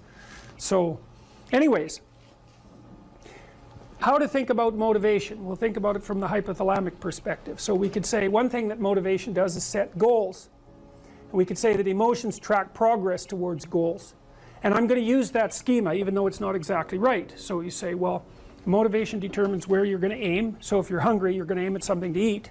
And then that will organize your perceptions so that you zero out everything that isn't relevant to that task, which is almost everything.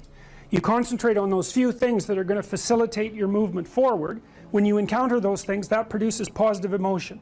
As you move through the world towards your goal, and you see that things are laying themselves out that facilitate your movement forward, those things cause positive emotion. And if you encounter anything that gets in the way, then that produces negative emotion. And it can be like threat, because you're not supposed to encounter something that gets in the way.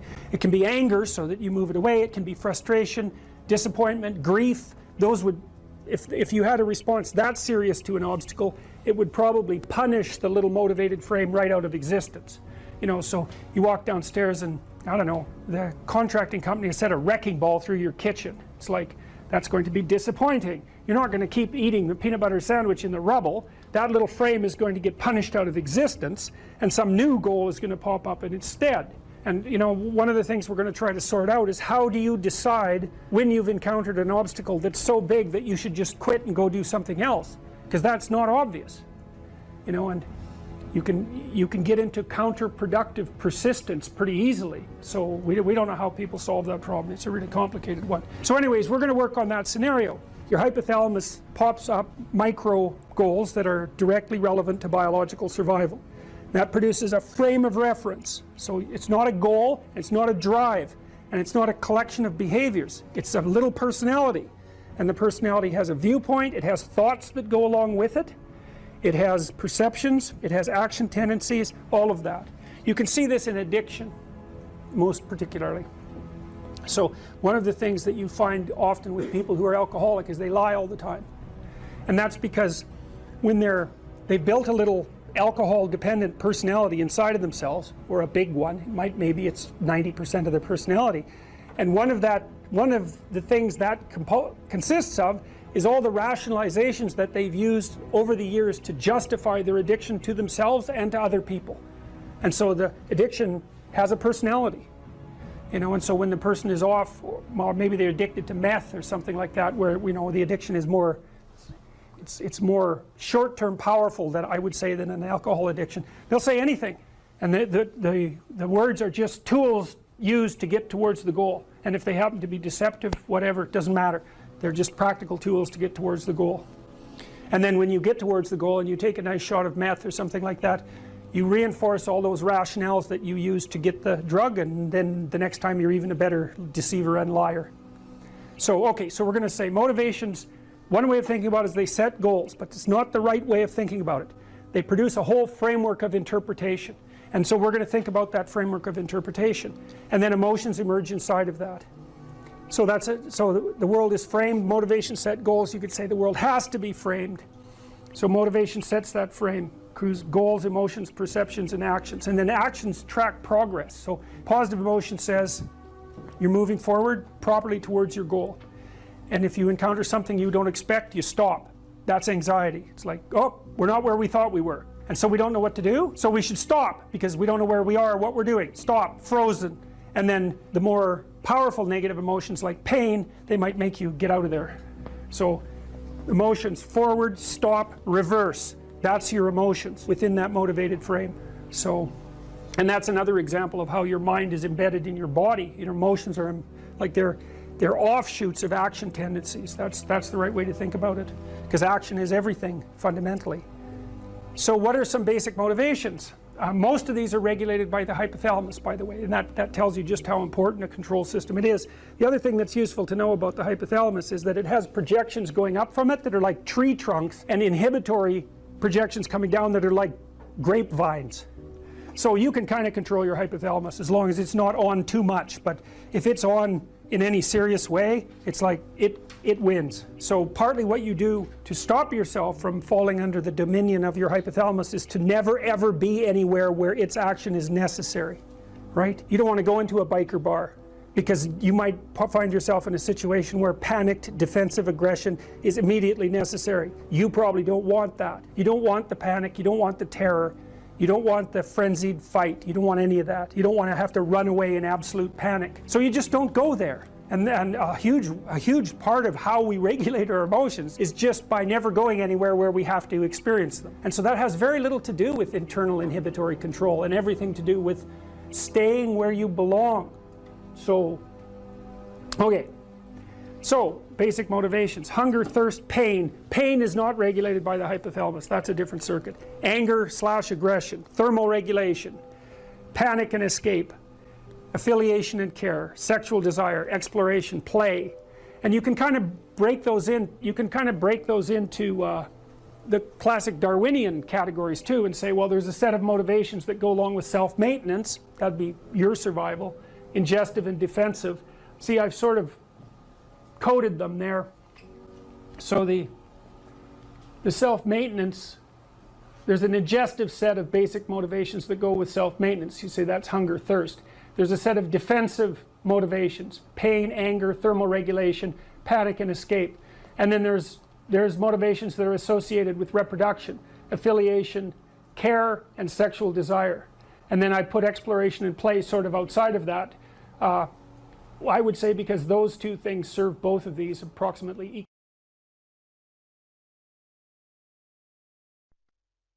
What's my advice to young men seeking a woman for marriage and family? Yeah. Well, okay, fine. That's the same second question. That's pretty straightforward, man. I mean, you can't eliminate the necessity of being attracted to one another. That's important, and that's mysterious, you know. So for example, here's a funny thing. One of the things we know that attracts people to one another is bilateral symmetry. And so if you take men and you rank them by the symmetry of their faces, and then you give the asymmetrical men t-shirts to wear, clean t-shirts for a day, and the symmetrical men clean t-shirts to wear for a day, and then you give the t-shirts to women and you have them rate the odor, the women rate the odor of the symmetrical men as more attractive than the odor of the asymmetrical men.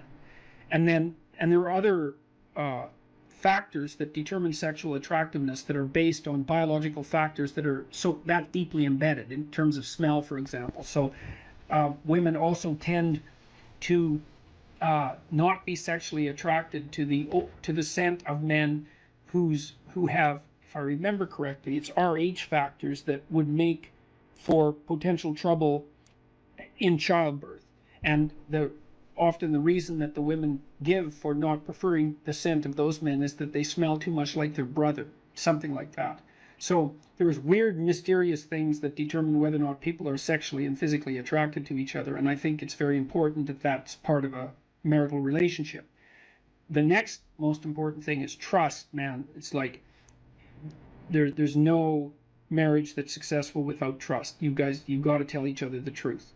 And one of the reasons that Jung believed that marriage and an oath, and Carl Jung, as a bond was necessary. It's really wise. It's like, telling the truth to someone is no simple thing, because there's a bunch of things about all of us that are terrible and weak and reprehensible and shameful and all of those things, and they kind of have to be brought out into the open and dealt with. And you're not going to tell the truth about yourself to someone who can run away screaming when you reveal who you are. And so the marriage bond is something like, okay, here's the deal. I'm going to handcuff myself to you, and you're going to handcuff yourself to me. And then we're going to tell each other the truth, and neither of us are going to get to run away.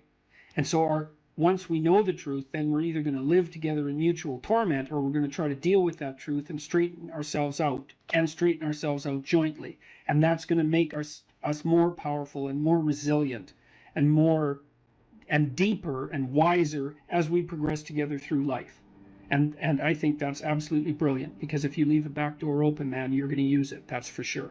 And the oath is there. And this was Jung's commentary on the spiritualization of the human pair bond by Christian marriage, for example, which emphasized the what would you call it, the subordination of both members of the marital union to a higher order personality that was embodied in the figure of the Logos. So the idea is that in the Christian marriage, for example, the man isn't the boss and the woman isn't the boss. The boss is the mutual personality composed by the seeking of truth in both of them, and that's conceptualized as their joint subjugation to the Logos. And that is absolutely dead on, man. It's like the ruler of your marital life should be your vow to tell each other the truth. Like in hard times during your life, when you've done something stupid and idiotic that might take you down, and you don't have anybody that you can turn to, if you have a partner that you can trust, you can go say, hey, I made a big financial mistake, man, and it's really torturing me, and I feel like a complete idiot, and it's really dangerous. And the person there is going to help you figure out what to do about it. And they're going to know that when they make a stupid mistake, and they're bloody well going to, that they can come and talk to you, and that you guys are going to work your way through it. And that's a big deal. And there's a couple of things our culture gets really wrong. And one is it devalues marriage. That's really a very bad idea, because marriage is like a third of your life, and maybe more. And kids are a third of your life. And your life outside of marriage and kids is a third of your life, approximately speaking. And to miss any of that is a massive, massive mistake. Now, having said that, I will also say that for some people, missing one or more of those is necessary because they have a reason. Maybe they're brilliantly creative artists and they need to devote themselves entirely to their career, or they're outstanding in some way, and so they can justify the sacrifice of one part of that triad of being to another part. But generally speaking, it's a very dangerous thing, and it shouldn't be done. And also, kids get an absolutely terrible rap, because kids are delightful if they're well behaved. One of the chapters in my new book is called Don't Let Your Children Do Anything That Makes You Dislike Them. And you can do that, especially if you discuss it thoroughly with your spouse, the person that's helping you discipline the kids. And children are the best company because they're really enthusiastic about everything. They love doing new things. They really love you, so they're happy that you're around. All you have to do is make sure they're not too hot and they're not too cold, and they've had something to eat and they're not too tired, and you don't expect them to stay engaged in something for longer than they can manage. Because we used to take our kids when they were little out to restaurants, for example, and they could sit there no problem and behave really nicely when they were 2 and 3, but they couldn't do it for more than about 45 minutes. You can't push your luck. But I also noticed with little kids is that they got antsy and unreasonable about 5 to 10 minutes before the adults did too. It's just the adults were too stupid to notice. The kids would notice right away. So back to marriage. Well, you look for someone that you're attracted to, that you love, and then you look for someone that you can bloody well trust. And then you tell them the truth. And that way maybe you can get through life, and you can have someone to weave the rope of your being with, and together to make your joint rope stronger, and you can have some continuity in your narrative, and you can have children, and then you can have grandchildren, and like you can have a life, man. And there's nothing. You're so fortunate if you can manage that. And so, okay, so there's that one. So what's my advice to young men seeking a woman for marriage and family? Yeah, well, and also, you know, marry someone you think would be a good mother and that has enough sense, generally speaking, to know that she wants children. Now, some women don't want children, and fair enough. And some women perhaps shouldn't have children. That's also possible. But the general rule of thumb is, especially once a woman's, you know, in her mid-20s, if she doesn't know that she wants children or won't admit it, unless she has a viciously important reason, then she's not oriented properly psychologically. She isn't, she doesn't know what's important in life. Now, that might also be the case with you, and it probably is, but as a rule of thumb, that's a really good one.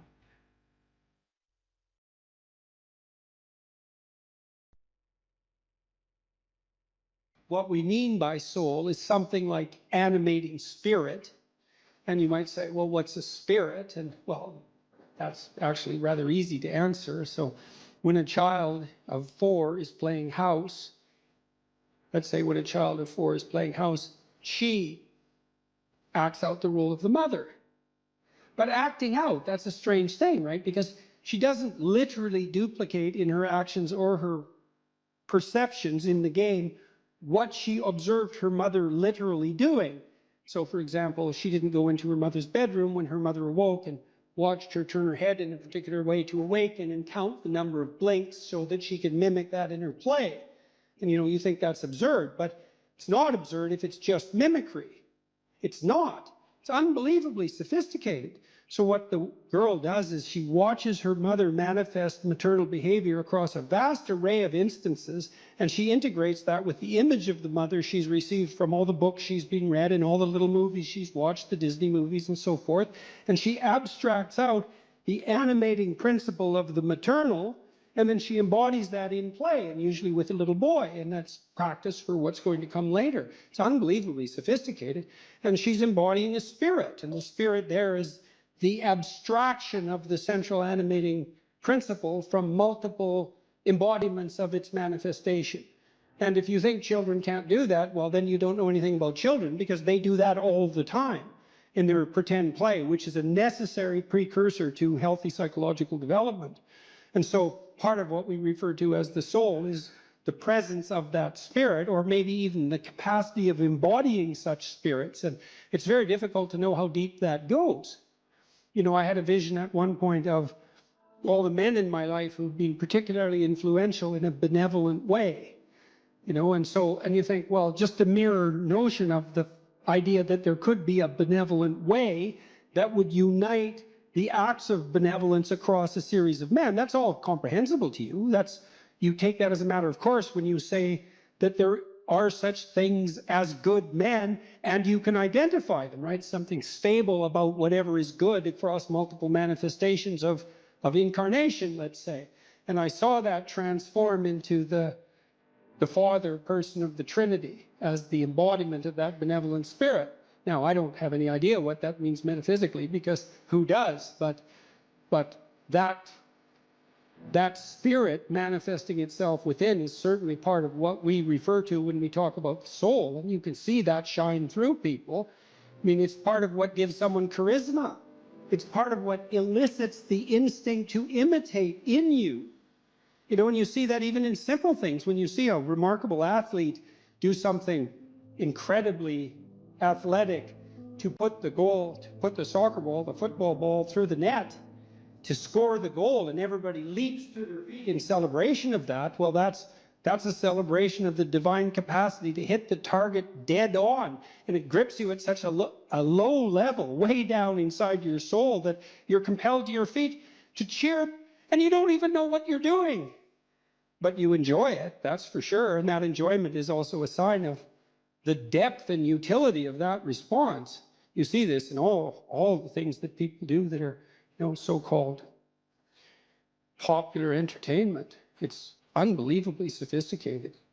The soul is participating in that in the fullest extent. And, you know, you can say, well, there's no necessary use for the religious terminology. It's like, well, until you come up with a better word, there's plenty of use for it, because it's a very complex and deep phenomena. And to, you know, just cast it into the realm of superstition in some casual manner is, it's just not helpful. Not in any possible, it's not helpful scientifically, it's not helpful ethically, it's not helpful existentially.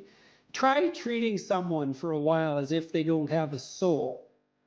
Just really, I mean it, just, you know, treat them like a deterministic machine, if that's your belief. Really act it out. You'll be like the most hated person in town in about 15 minutes. Well, I mean, what do you make of practical evidence like that? I mean, you interact with people as if they're free souls capable of choosing between good and evil. That's what you do all the time. And maybe you can addle yourself out of that by some ridiculous rationalist ideology, but that just means you're kind of a gabbling fool, and it's just going to make you trip over things you don't even notice in all of your social interactions. I don't care how you think philosophically or ideologically, you bloody well know that what I just said is true. So, and that's true even when you're interacting with an infant or a small child. It's true when you're dealing with someone who's elderly and virtually incapacitated in every way. You still see that divine spark, for lack of a better term, and we do lack a better term, by the way. You see that everywhere if your eyes are open and if you're willing to see it, and to the degree that you're responsive to that, then your actions are guided by love and your words are guided by truth.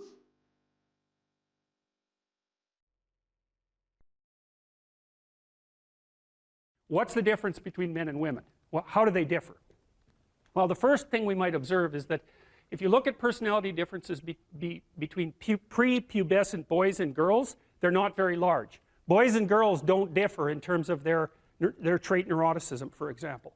What happens is that when puberty kicks in, women's trait neuroticism rises, and it stays higher than men for the rest of their life. And this is why you see this reflected in the different kinds of psychopathology that beset the two sexes. So men are overrepresented in alcoholism, drug abuse, antisocial personality, and a host of learning disorders, as well as attention deficit disorder. And women are overrepresented in depression and anxiety, primarily. That seems to be tightly associated with higher levels of trait neuroticism, because maybe it's, if you're at the 95th percentile or higher, let's say, in trait neuroticism, there isn't much difference between that and being somewhat prone to depression and anxiety. And because the curves overlap, you know, the curves aren't identical, the normal distributions aren't identical for men and women. You tilt the one to the right, to the women's curve to the right towards higher levels of neuroticism. You go out and you look for the person in 20 who has the highest levels of negative emotion. It's much more likely to be female than male. Okay, so let's see if we can figure out why. So I'm going to tell you some things, basic differences between men and women, and you can tell me what you think about it if you agree or disagree. Okay, first, size differential emerges between men and women at puberty, right? Because boys and girls are roughly the same size and roughly the same strength, but men get bigger at puberty when the testosterone kicks in, and more importantly, not only do they get taller and heavier, but their upper body strength is much higher. And that's a real issue for combat, because human beings punch. There's other animals that do that. Kangaroos do that too, eh? So we're not the only people that punch, but we have clubs on the ends of our arms. And so that's how we defend ourselves. And so if you have a lot of upper body strength, especially across the shoulders, and you're heavier, then you can step into the punch and it's a lot more devastating. Now, it is the case that if you look at the statistics for physical altercations in marriage, women attack their husbands more often than the husbands attack their wives. Well, you think, why is that?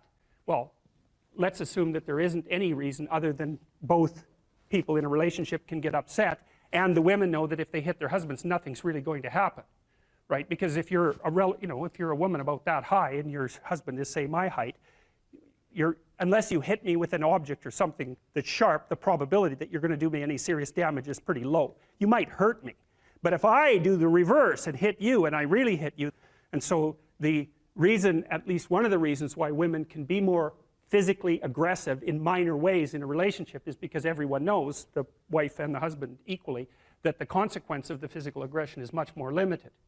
So men do more serious damage to women, but women are more aggressive in relationships. So that's interesting. So okay, so there's a body size difference that's important, a strength differential that's important. Next thing, I think, so let's assume that the reason that women are higher in sensitivity to negative emotion is because the world is actually more dangerous to women, right? Because that would be the most logical reason why there would be a sex difference a sex difference in something like fear or sensitivity to punishment? Well, first, there's the danger of physical altercation. Second, there's the sexual danger. So women become sexually vulnerable at puberty. And why do I say vulnerable? Well, it's straightforward. It's because the cost of sex for women is way higher than it is for men. Or it certainly has been throughout our evolutionary history. Because if a man has an unwanted sexual encounter, well, then he walks away and maybe he's persecuted by the state or prosecuted by the state for it. But if a woman has an unwanted, unwarranted, or incautious sexual encounter and she ends up pregnant, then, well, in traditional societies, you're just done. And even in modern societies that are rich like ours, I don't have to go into that. It's big trouble. No matter what you do about it, it's big trouble. So being more nervous about that makes perfect sense. But then here's the last thing. And I think that women's nervous systems are not adapted to women. I think women's nervous systems are adapted to the mother-infant dyad. And because you are not the same creature when you have an infant. Not at all. You're way more vulnerable. And it's partly because you have to express the vulnerability of the infant and you also have to care for it, right? So you think about an infant, especially under 9 months. So let's say, how are you going to be wired up if you're going to optimally care for an infant under 9 months? And I'm saying under 9 months because women generally do the bulk of childcare for infants who are under 9 months old. And part of the reason for that, there's a whole host of reasons, but part of the reasons for that, obviously, is that they breastfeed.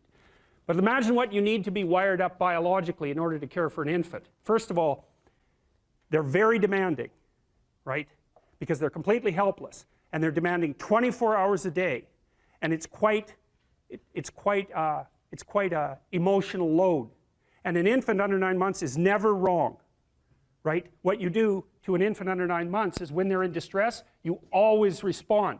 You never tell the infant, get your act together and stop whining, right? Which you can do, say, to a child that's 18 months old. You can start having that sort of conversation. But under 9 months, it's like nothing is the infant's fault. It's surrounded in an extraordinarily threatening world, and you have to be responsive to what it needs, regardless of what you want, and you have to be very sensitive to the threats that emerge in the environment. And so I think the price that women pay for that ability to have an intimate relationship with infants in the very earliest stages of development is that their nervous systems are actually wired so that they can perform that role optimally. And the disadvantage to that is that having a temperament like that doesn't work that well when you're dealing with adult men, especially when you're dealing with them in a business environment, because it's not the same thing. Not at all. It's a competitive environment. So, okay, so agreeable people are compassionate and polite. What are disagreeable people like? They're tough-minded, they're blunt, they're competitive, and they won't do a damn thing they don't want to do. So it isn't exactly that they're aggressive, although they will push you the hell out of their way if you're in the way. They're not like volatile like you are if you're high in neuroticism. It isn't defensive aggression. It's more like predatory aggression. It's dominance behavior. And so for someone who's highly disagreeable, they look at the world as a place in which they can compete and win.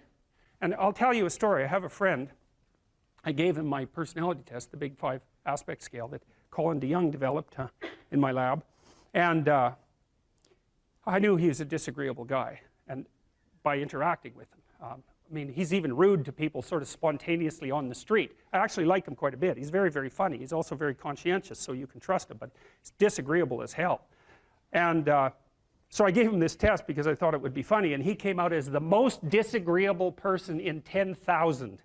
So reasonable in compassion, about 30th percentile, but like 0.001 in politeness. So he's extraordinarily blunt, and he'll just say absolutely anything, no matter how horrible it is.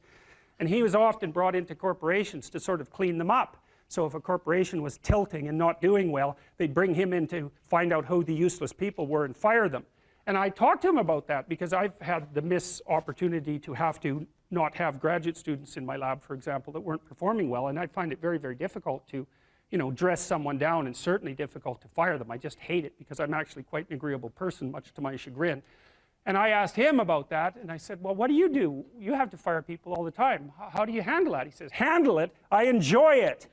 And I thought, wow, that's so interesting that someone would have that response. I said, well, what do you mean you enjoy it? He said, look, I go into these companies and I analyze the performance of groups of people, right? And in those groups, there are people who are really striving, really trying hard and working, themselves really hard and being productive. And then there's these people that are just doing nothing. They're completely in the way. They don't carry their weight at all. They take advantage every chance they get, and they're always whining about why they can't work. It's like, I find out who they are, I call them into my office, and I tell them exactly what they've been doing. It's like, hit the road, buddy. You've had your run of it.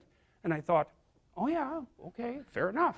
You know, well, I can tell you, you know, I've had situations in my lab where I had underperforming graduate students, and one of the things that was really awful about that was that it was really hard on the high-performing graduate students, you know, because they felt that even being in the same category as the people who weren't working hard and pulling their weight devalued what they were doing, you know, and that's exactly right. And so this is also why there's a conscientiousness trait and an agreeableness trait.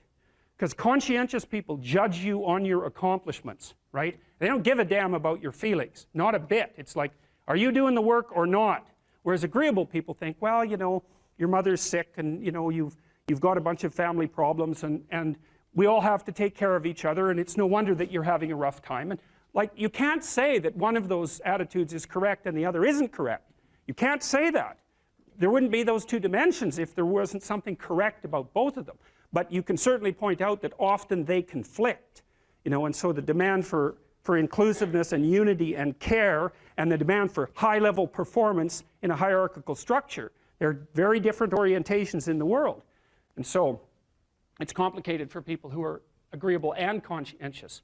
And actually, I think often that large corporations and large institutions of any sort run on the unheralded labor of people who are high in agreeableness and high in conscientiousness, and they're disproportionately women. And my experience in large institutions has been that if you want to hire someone to exploit appropriately, no, not appropriately, if you want to hire someone to exploit productively, you hire middle-aged women who are hyper-conscientious and who are agreeable, because they'll do everything. They won't take credit for it, and they won't complain. And that's nasty, and I think that happens all the time. And so one of the things you have to be careful of if you're agreeable is not to be exploited, because you'll line up to be exploited.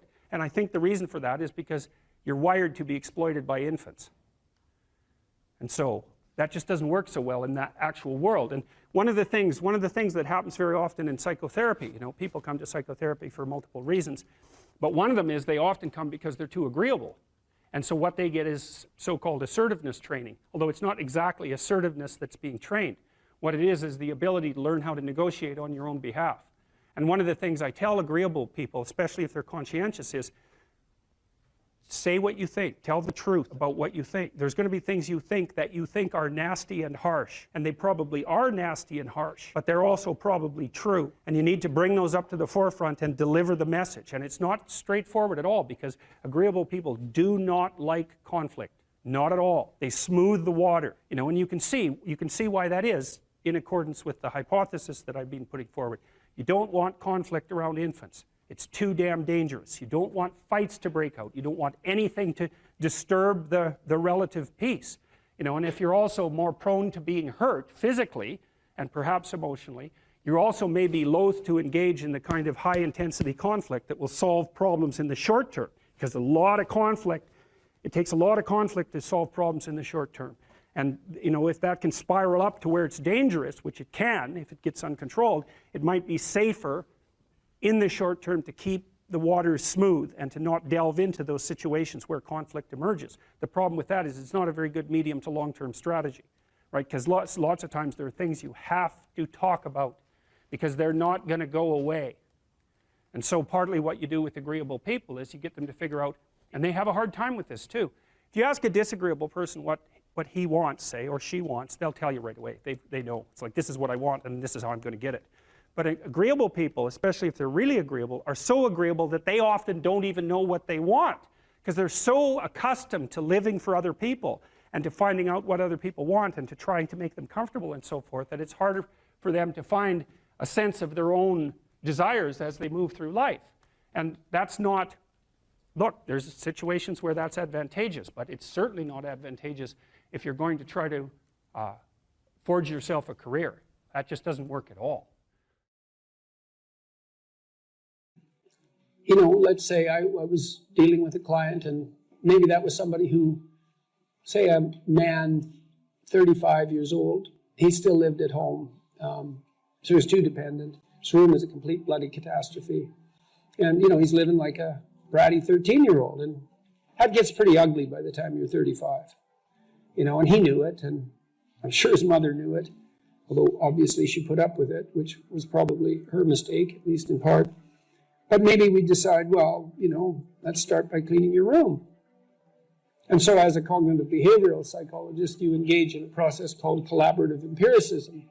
And that's partly to solve the problem that you described is, well, how do we know we set the right goal? Well, we say, well, go try it. And just watch yourself like you don't know who you are and come back next week and we'll see how you did. And maybe, I remember this one client, he came back and he said, you know, I went and got the vacuum cleaner from the closet, which is something I really never done. And I put that vacuum cleaner in the doorway of my bedroom, crossways, so it blocked the doorway. And then I just walked over it for a whole week. And like he was completely nonplussed at his own intransigence. And look what he did, eh? He was so resentful and so angry that he, instead of vacuuming his damn bedroom like he planned, he just stuck the vacuum in his own way and then martyred himself over it every day for a week. It's like, okay then, we're starting to get somewhere with the whole you living at home thing here. And so, well, that was too high a goal for him. And you say, well, how do you know that? It's like, well, he didn't do it, did he?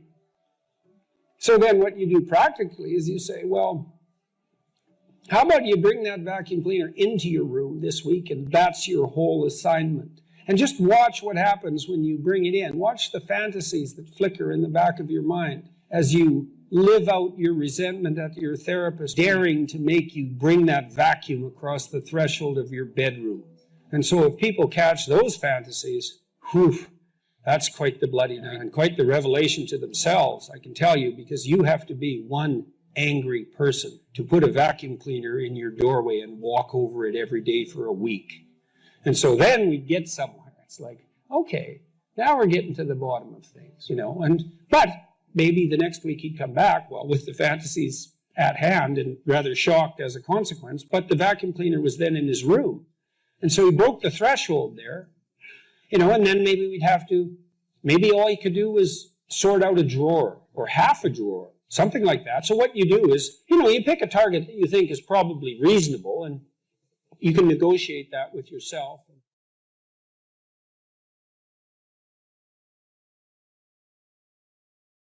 So imagine you have a goal in mind. You want to get to work in the morning. I used to ask my students a question like this, is like, what? Maybe they're going to write an essay. Why are you writing the essay?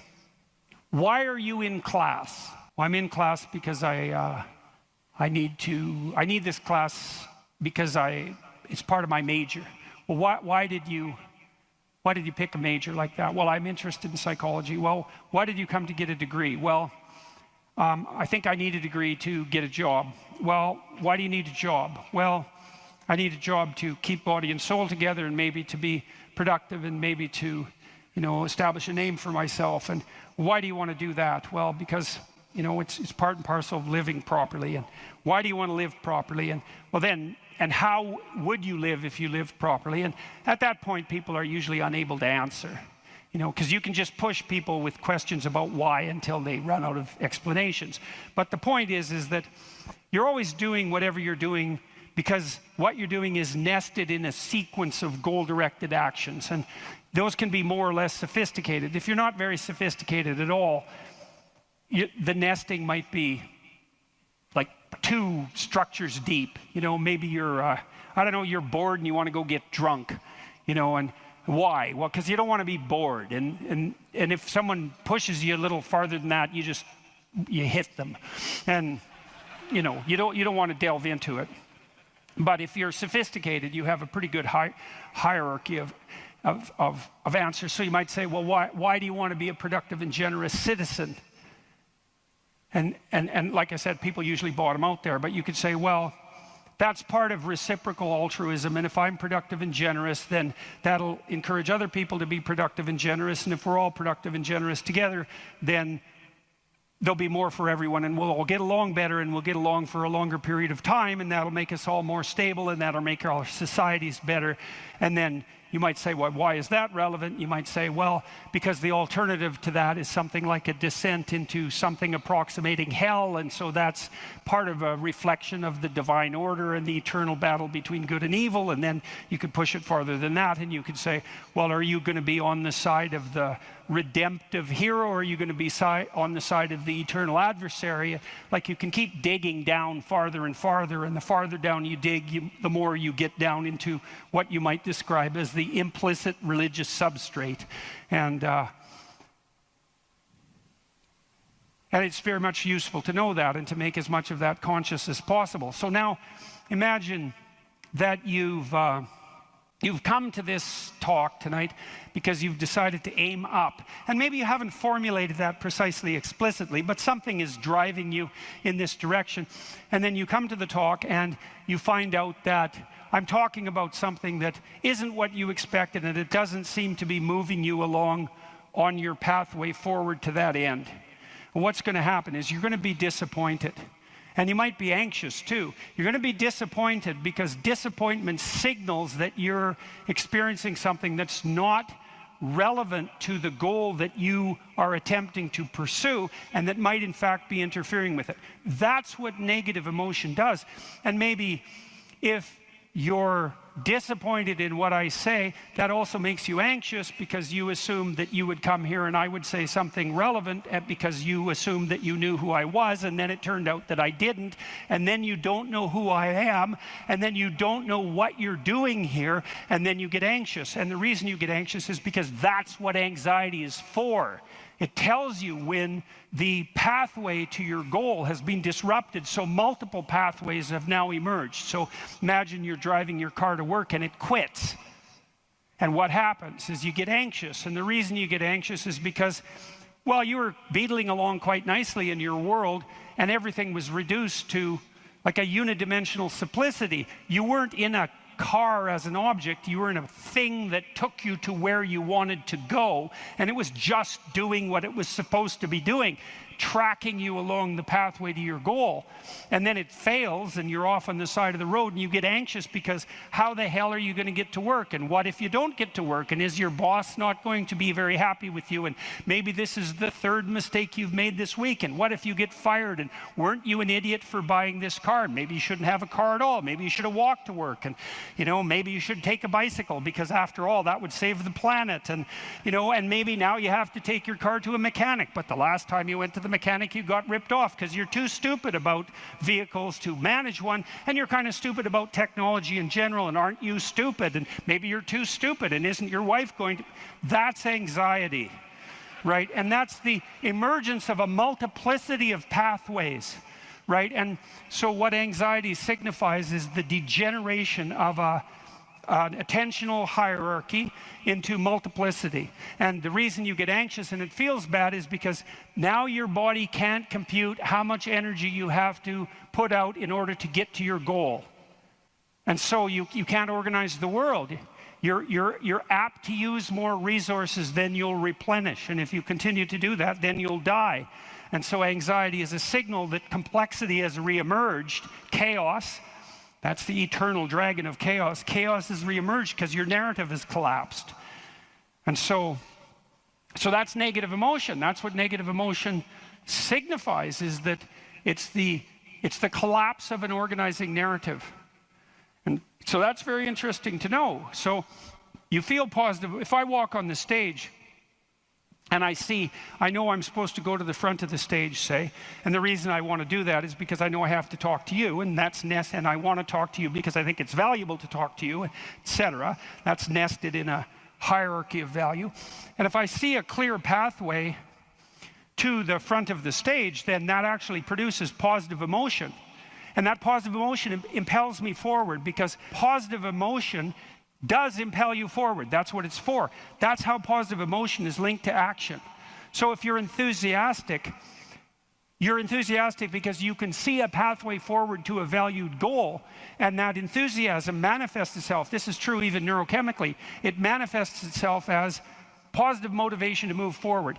And not only that, if you're moving forward and it's working, your brain tracks the fact that it's working, and then that's linked to dopamine release, by the way, which is what cocaine releases. It's linked to dopamine release, and the other thing your brain is doing, even when you're just walking to where you want to go, if you're successfully walking there, your brain tracks what you're doing. There's circuits that are activated while you're doing it, and if what you're doing results in the result you desired, then the dopamine floods those little neurons that are active, and it makes them grow and flourish. And so as you practice something that's working, the circuit that is activated as you're practicing is bathed in dopamine, and that makes it stronger. And that feels good.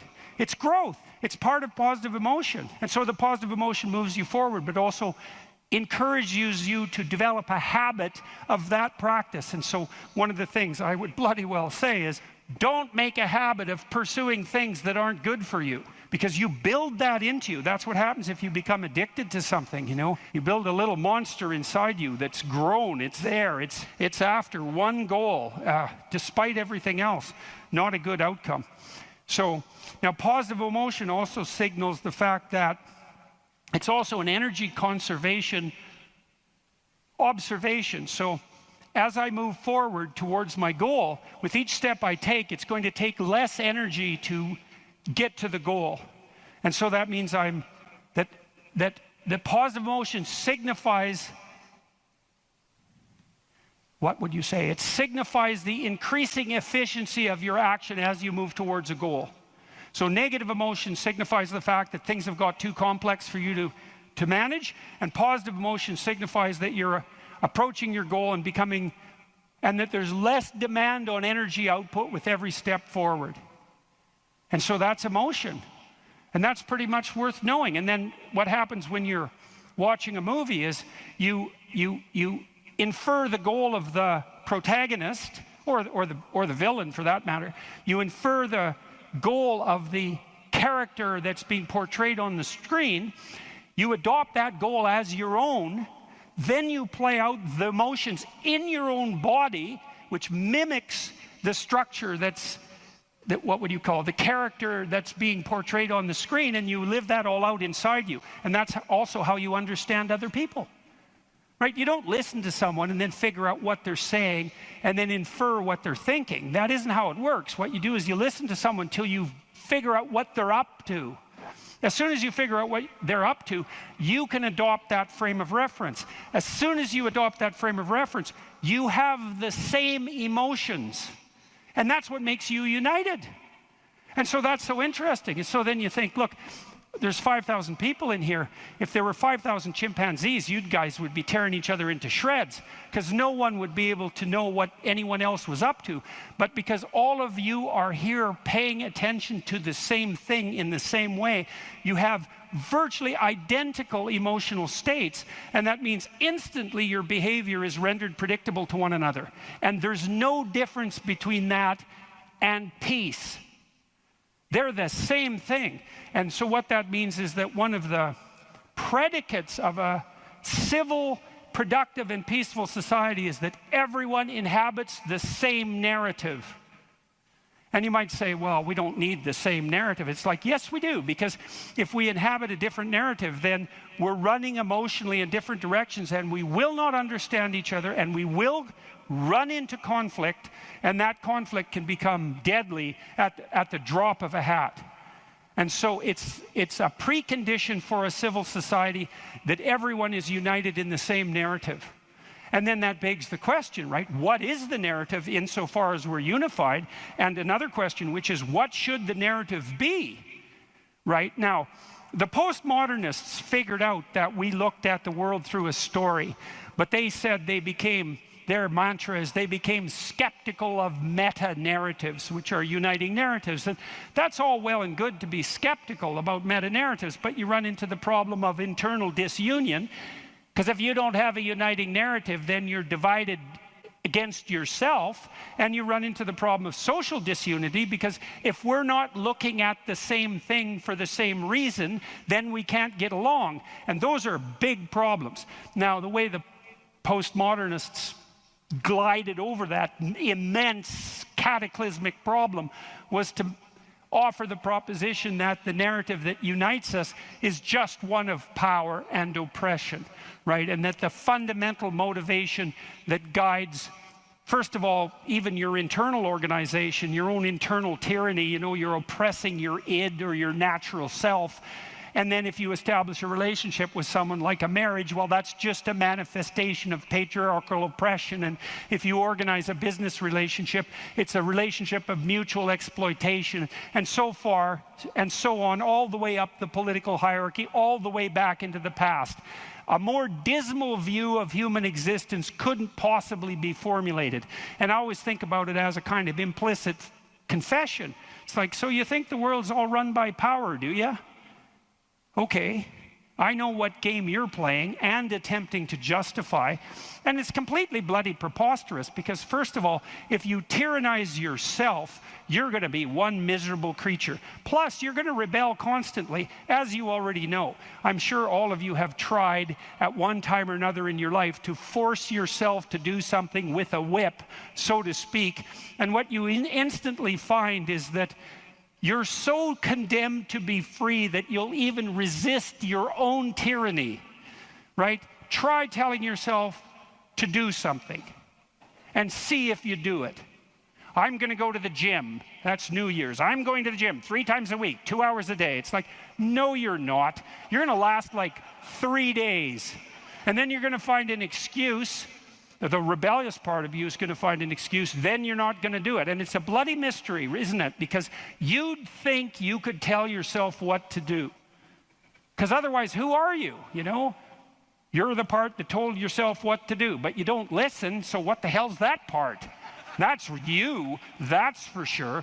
So you can't even tyrannize yourself with any efficiency. And then if you're married, men, you're married, try tyrannizing your wife and see how well that works. And like it might work for 10 minutes, but she's not as big as you, but she's a lot sneakier. And you have to wake up with her tomorrow morning. And so even if you do win the fight, which you won't, she's going to bloody well take it out on you the next day, and no wonder. And so you're bound in that relationship by the necessity of continual iterative interactions, right? And they have to be moderately peaceful or you're going to tear each other into shreds. And if it's constant conflict, you're both going to just exhaust yourself and die. So how the hell is that going to work? So it has to be at least mutually reinforcing. And maybe if you really got it together well, you could interact with each other in a way that improved your interactions across time. And maybe you're wise enough so that if you were on that track, the way you would experience that in the moment would be as exactly the kind of relationship you'd want to have with someone. And that would be something like the spirit of play and romantic love. And that would be the manifestation of an instinct that orients you across time properly in a relationship in the moment.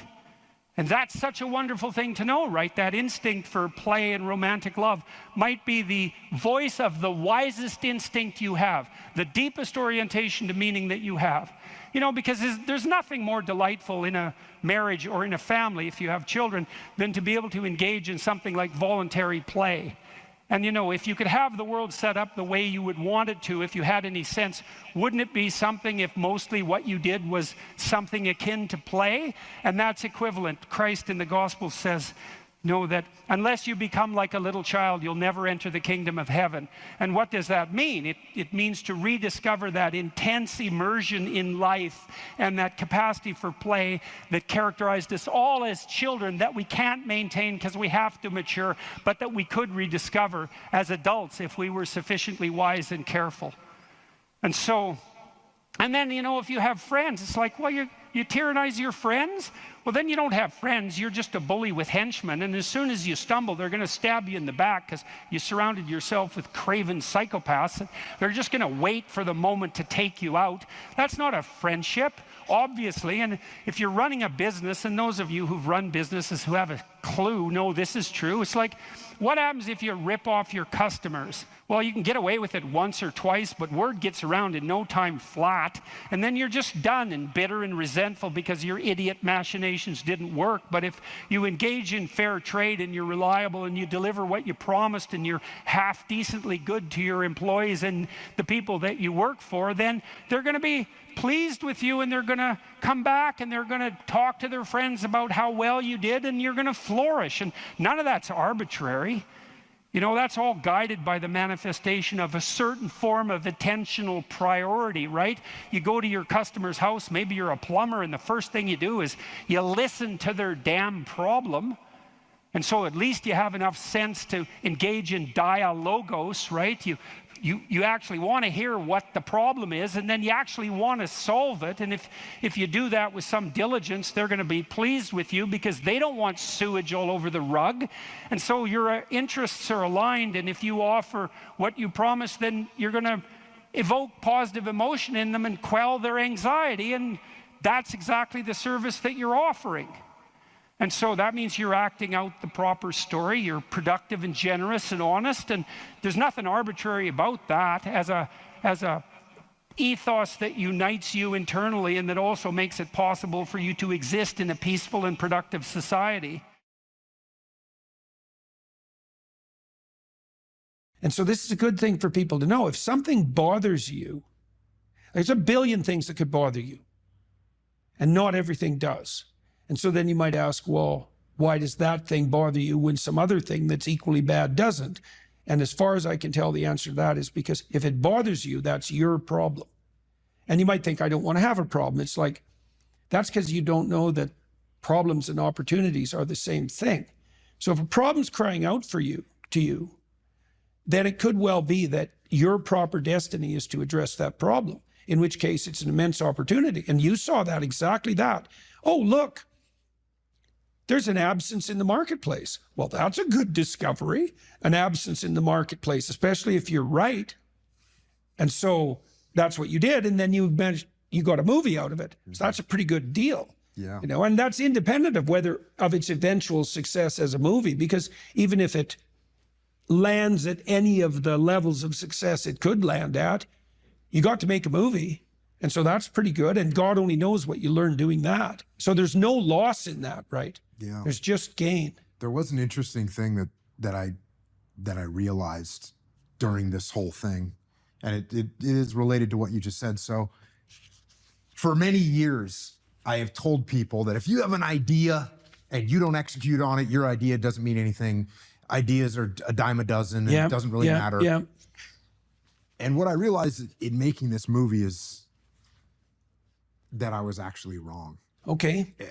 Because if an idea, it's worthless if you don't execute it on it. I get that. But the actual idea, that if you have an idea, if you have an idea and it's good, Yeah. you can't even put a price tag on that thing. And that's why when you look at Hollywood makes a bunch of what are they called? Like reruns of the same movies, right? There's a reason for that. They have all this money to throw at ideas, and they just go, well, you know what? Make the superhero movie again, make the space movie again. They just make the same movies often over and over again. And I realized that these, if you have a really good idea, you have to execute on it. You have to do something with it, because if you don't, it's like a mortal sin not to execute on a good. Well, it's a revelation, a good idea. It's a gift. It's and that's one of the grace. things, where does it come from? That's why I was kind of very That's curious when you exactly said that, right. because I know the answer to that. I look at it like, they know what molecules are in an amoeba, right? Yeah. We know what chemicals, and we know what's in it, but we can't make an amoeba. We can't make something alive.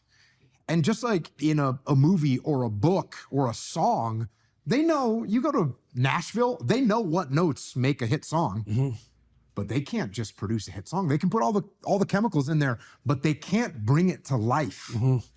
And so there is, just like there's something special about life, there's a spark that we don't understand. We can't fabricate it. We cannot fabricate that spark in life.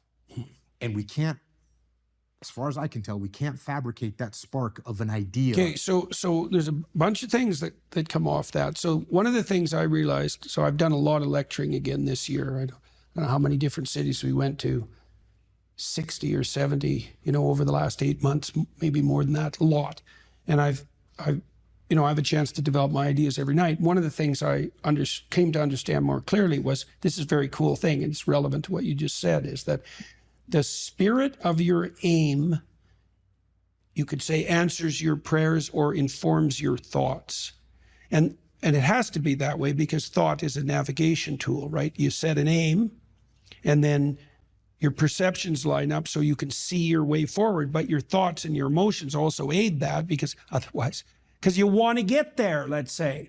And then the methods by which you might advance come to mind because you've set your aim. Okay, so we can take this apart in this idea that came to you. It's like you wanted to serve your children. Okay, you wanted to serve them in a manner that was better than what was being served to them. You wanted to serve them in a manner that would help them develop in this adventurous way. So that was your goal, your aim, when you went to the library. And then what happened was there was a mismatch between what you discovered and your aim. And so now that constitutes a problem, but it also constitutes an opportunity, right? Because now you see that if your aim was correct and there's a void, well, then that's a moral problem even.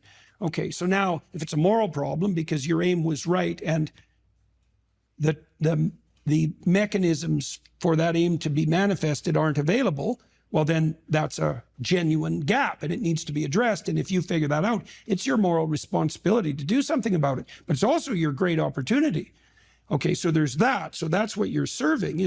If your aim is correct and true, and you have a revelation in relationship to that aim, and you don't act on it, you've thrown away the pathway to that aim and you've betrayed it. That's not a good idea. But even more concretely, one of the things my wife has really learned to do in the last 2 years, she started to write and she started to speak publicly because she introduces me and talks for about 10 minutes. And she's learned during our discussions, our private discussions, let's say, if an idea emerges, she writes it down right away, no matter what we're doing, right? The idea comes, you write that thing down because it's a gift and God only knows what it's worth.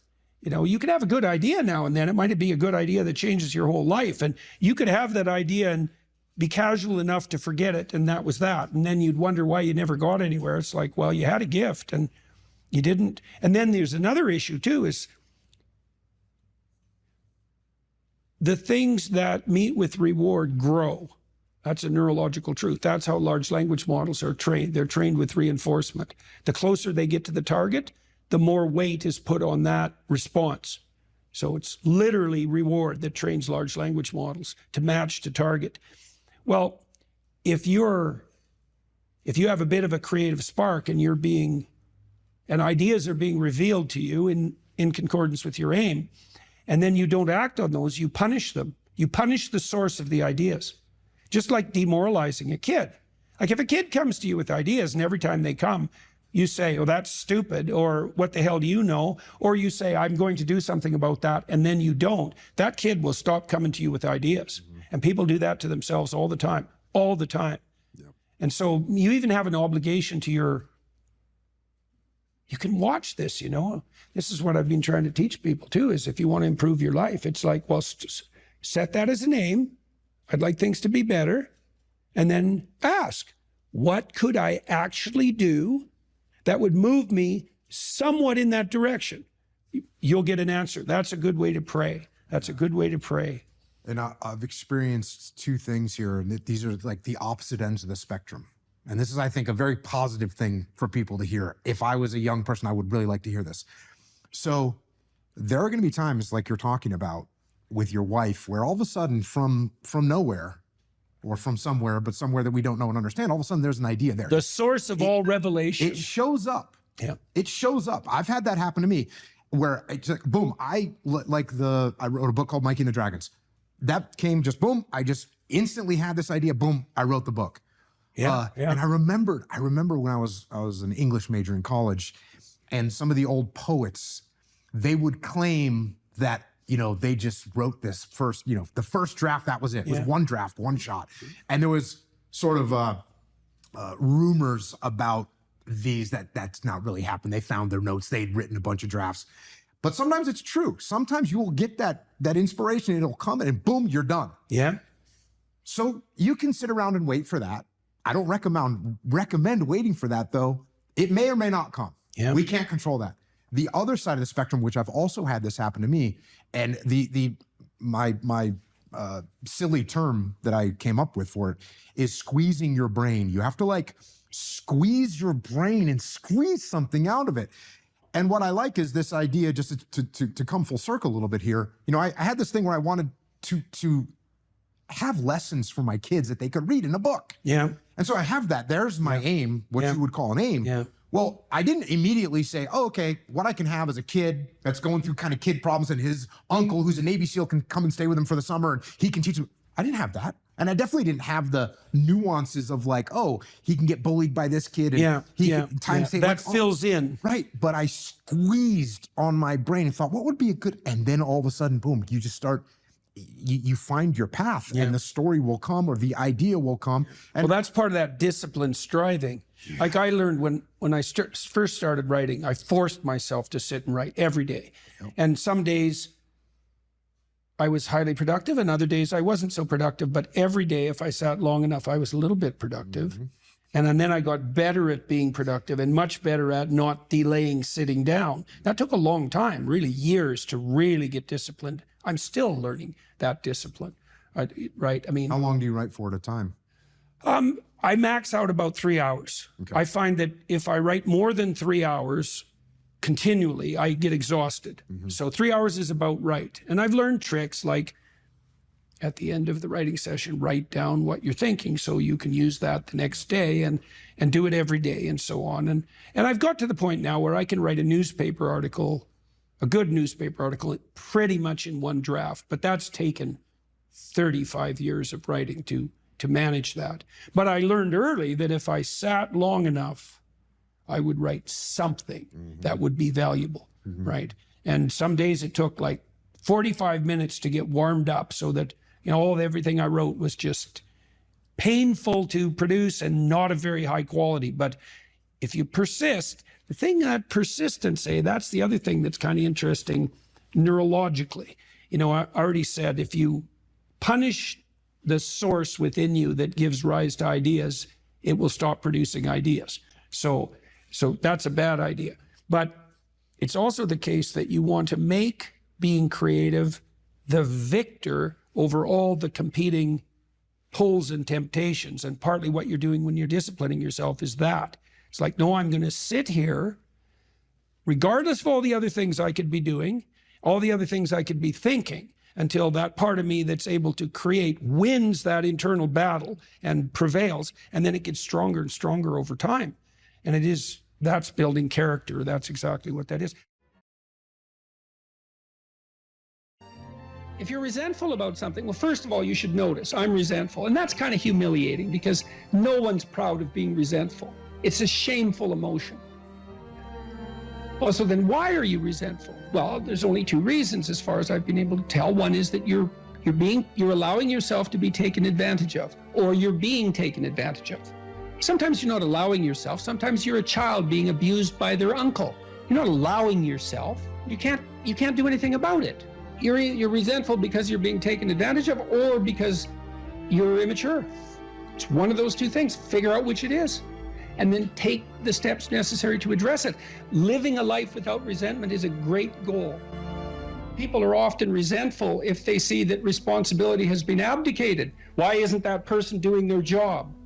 It's like, well, hey man, step in at your workplace, in your family. You know, and you think, well, I shouldn't have to do that extra work. Well, you shouldn't be a slave. You shouldn't allow yourself to be tyrannized. But if something bugs you because a responsibility is going unfulfilled, there's a great opportunity for you. And this is something I don't think we teach young people well. And one of the things, you may remember this, that was so striking about the tour was that I made a case fairly consistently that most people find the meaning that sustains them through the vicissitudes of life, not in happiness, but in responsibility. And that would bring everyone to a halt. It would always make the whole theater silent. It's like, oh, I never thought of that connection. Because maybe you want to avoid responsibility, and you can understand why. You can understand why. You hide from it. That is what you encounter if you go out in the world and you think, who the hell wants that? I don't want the responsibility. It's like, well, yes, you do, as it turns out. There's nothing better than responsibility.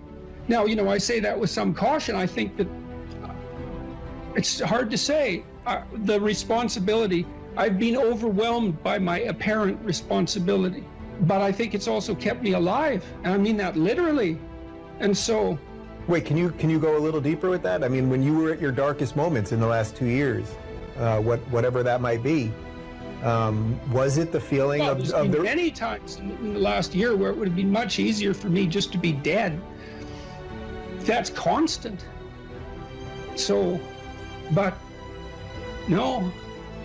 But is it but no because of something in you, or is it but no because of the people that you would have abdicated that responsibility of the people, or is that ultimately the same That's thing? it. Yeah.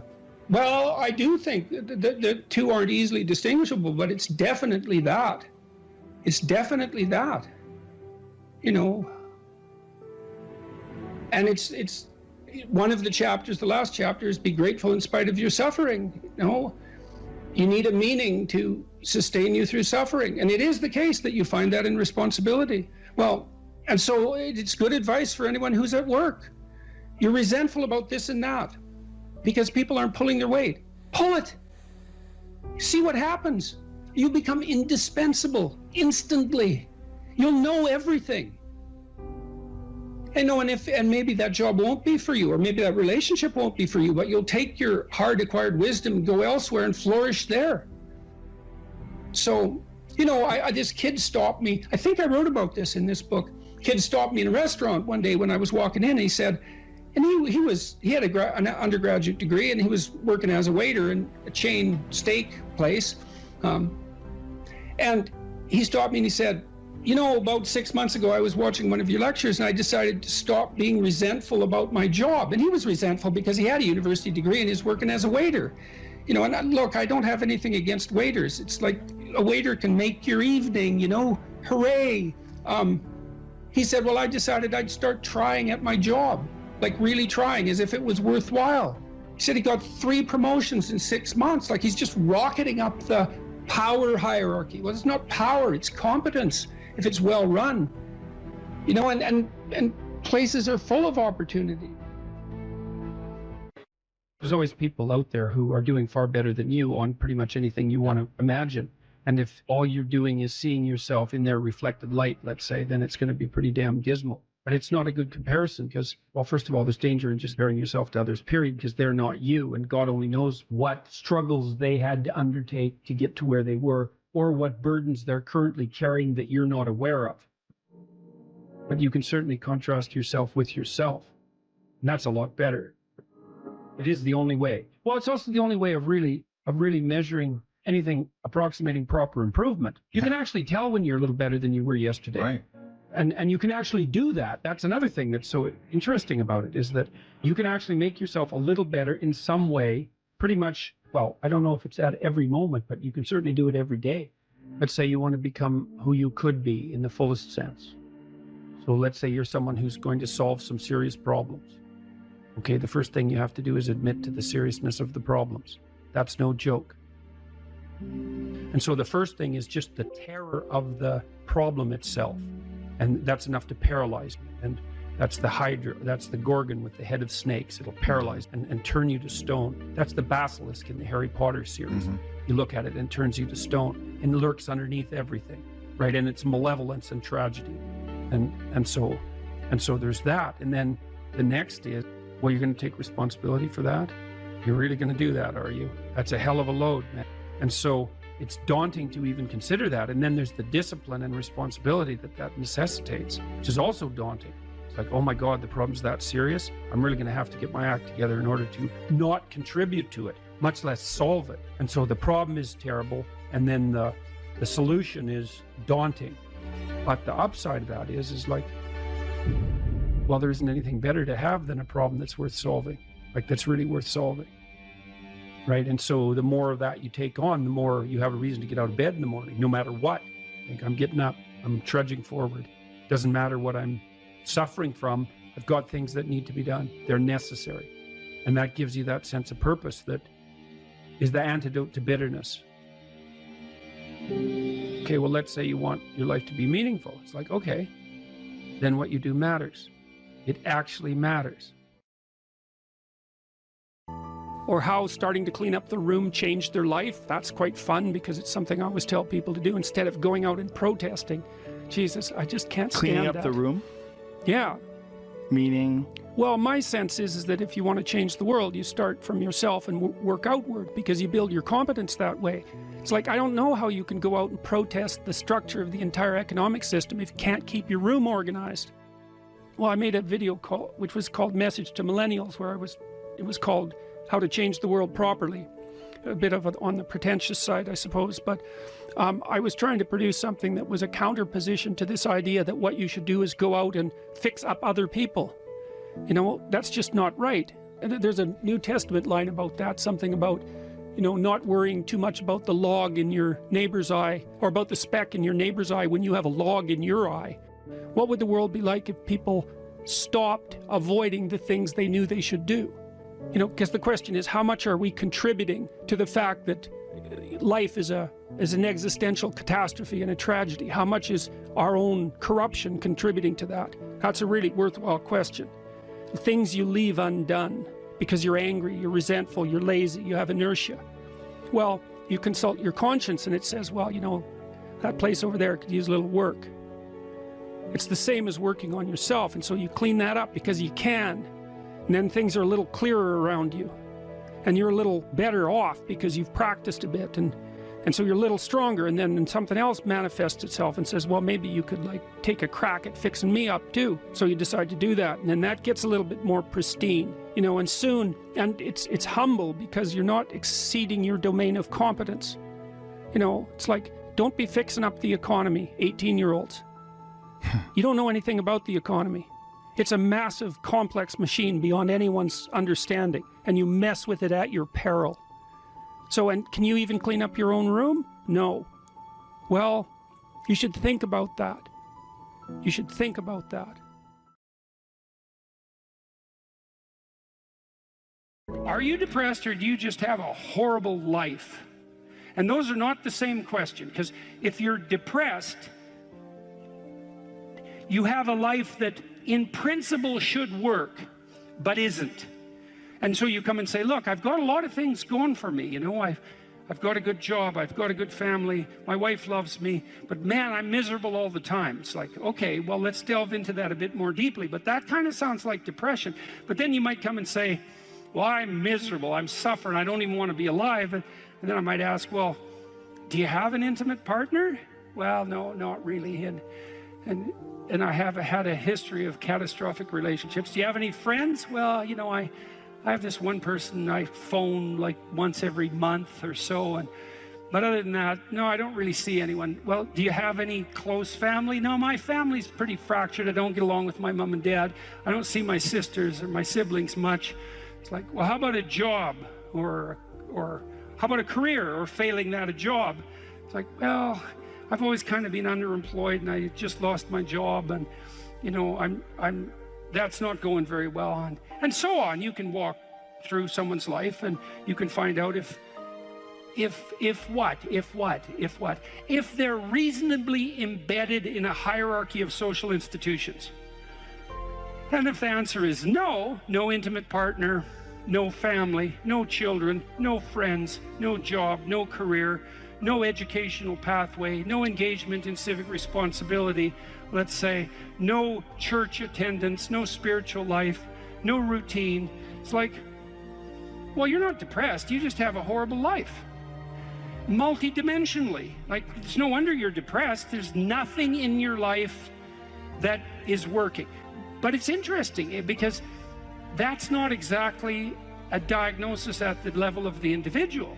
It's a diagnosis in relationship to the relationship between the individual and this structure of containing social institutions. If you don't have an intimate partner, and you don't have a family, and you don't have any friends, and you don't have a career or a job or any civic involvement or any involvement, let's say, with religious institutions, and you don't have any creative striving, all you've got left is pain. And so that's what you have. And so here's a different way of thinking about sanity. Sanity isn't being well constituted as an atomized individual. Sanity is what makes itself manifest if you're properly situated in a hierarchy of social order. To be well constituted, you have to be a harmonious player in a multidimensional symphony in some real sense of social interaction. It's very hard to stay on the straight and narrow without a partner who doesn't share your blind spots, correcting you constantly. You know, now that's annoying. There's a tussling about it, right? There's a fractious and adversarial element to that, because if you're married, you don't see eye to eye, and thank God for that, because sometimes in your foolish insistence on being right, you're wrong, and wrong in a way that'll take you out. And so you better have a partner who doesn't think the same way you do. And fortunately, if you have a partner, you have a partner who doesn't think the same way you do. And so if you can get the dialogue flowing, then that's a mutually corrective mechanism. And so then you might say, well, the truthful dialogue between partners in a marriage is actually, it's the process by which sanity itself is generated. And I mean technically, it's like you're too complex to regulate yourself, period.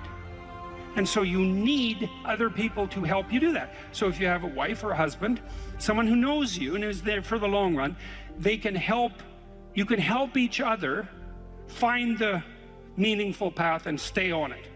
And you can't do that alone. And probably just having a partner isn't enough. You need kids, likely, to keep you sane or to drive you crazy, depending on the nature of your children. Let's say you need family, you need your parents, you need your siblings, you need another community around you that's not merely your wife, because you're so crazy that it takes a village to keep you sane.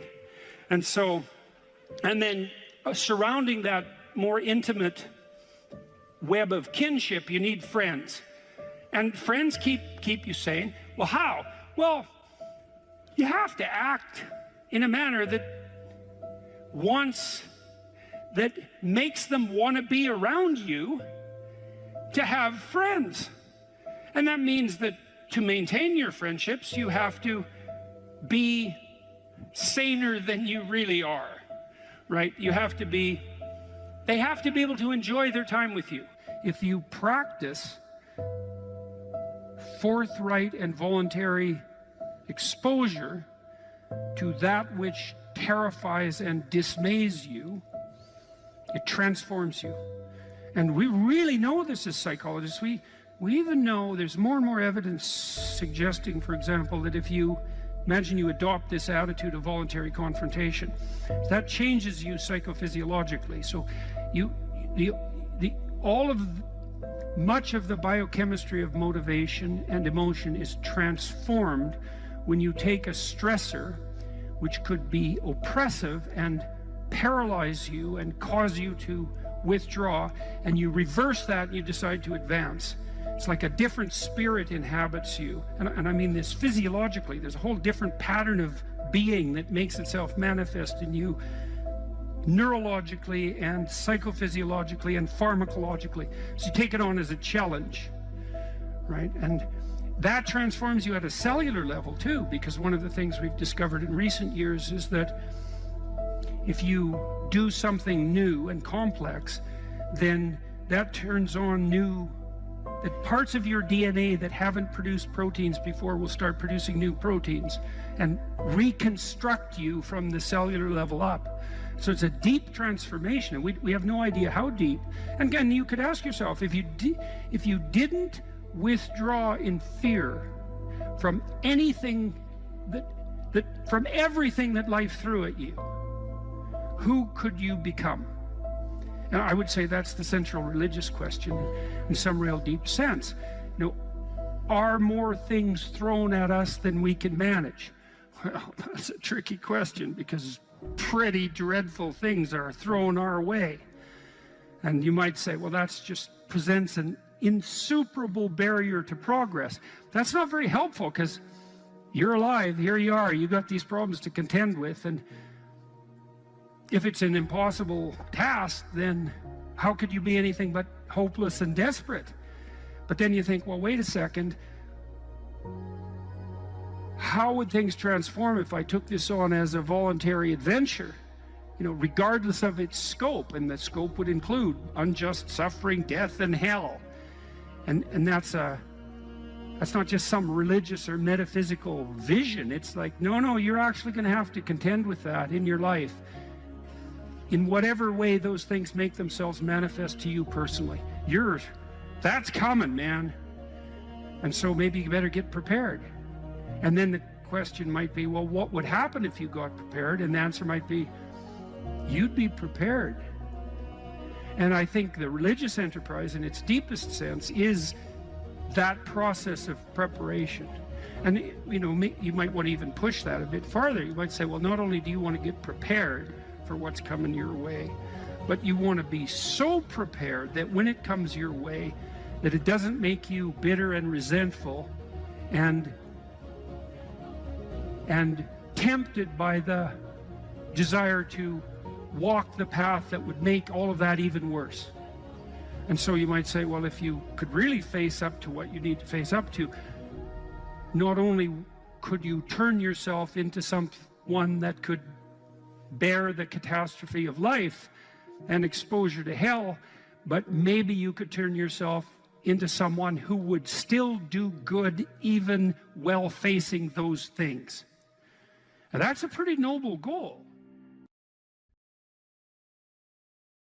I think actually that people are quite hard on themselves. And you know, this is one of the reasons that I believe that the presumption of innocence that characterizes our legal system is such an absolute bloody miracle. I cannot figure out how in the world that idea ever came about and developed universal acceptance. It's so unlikely.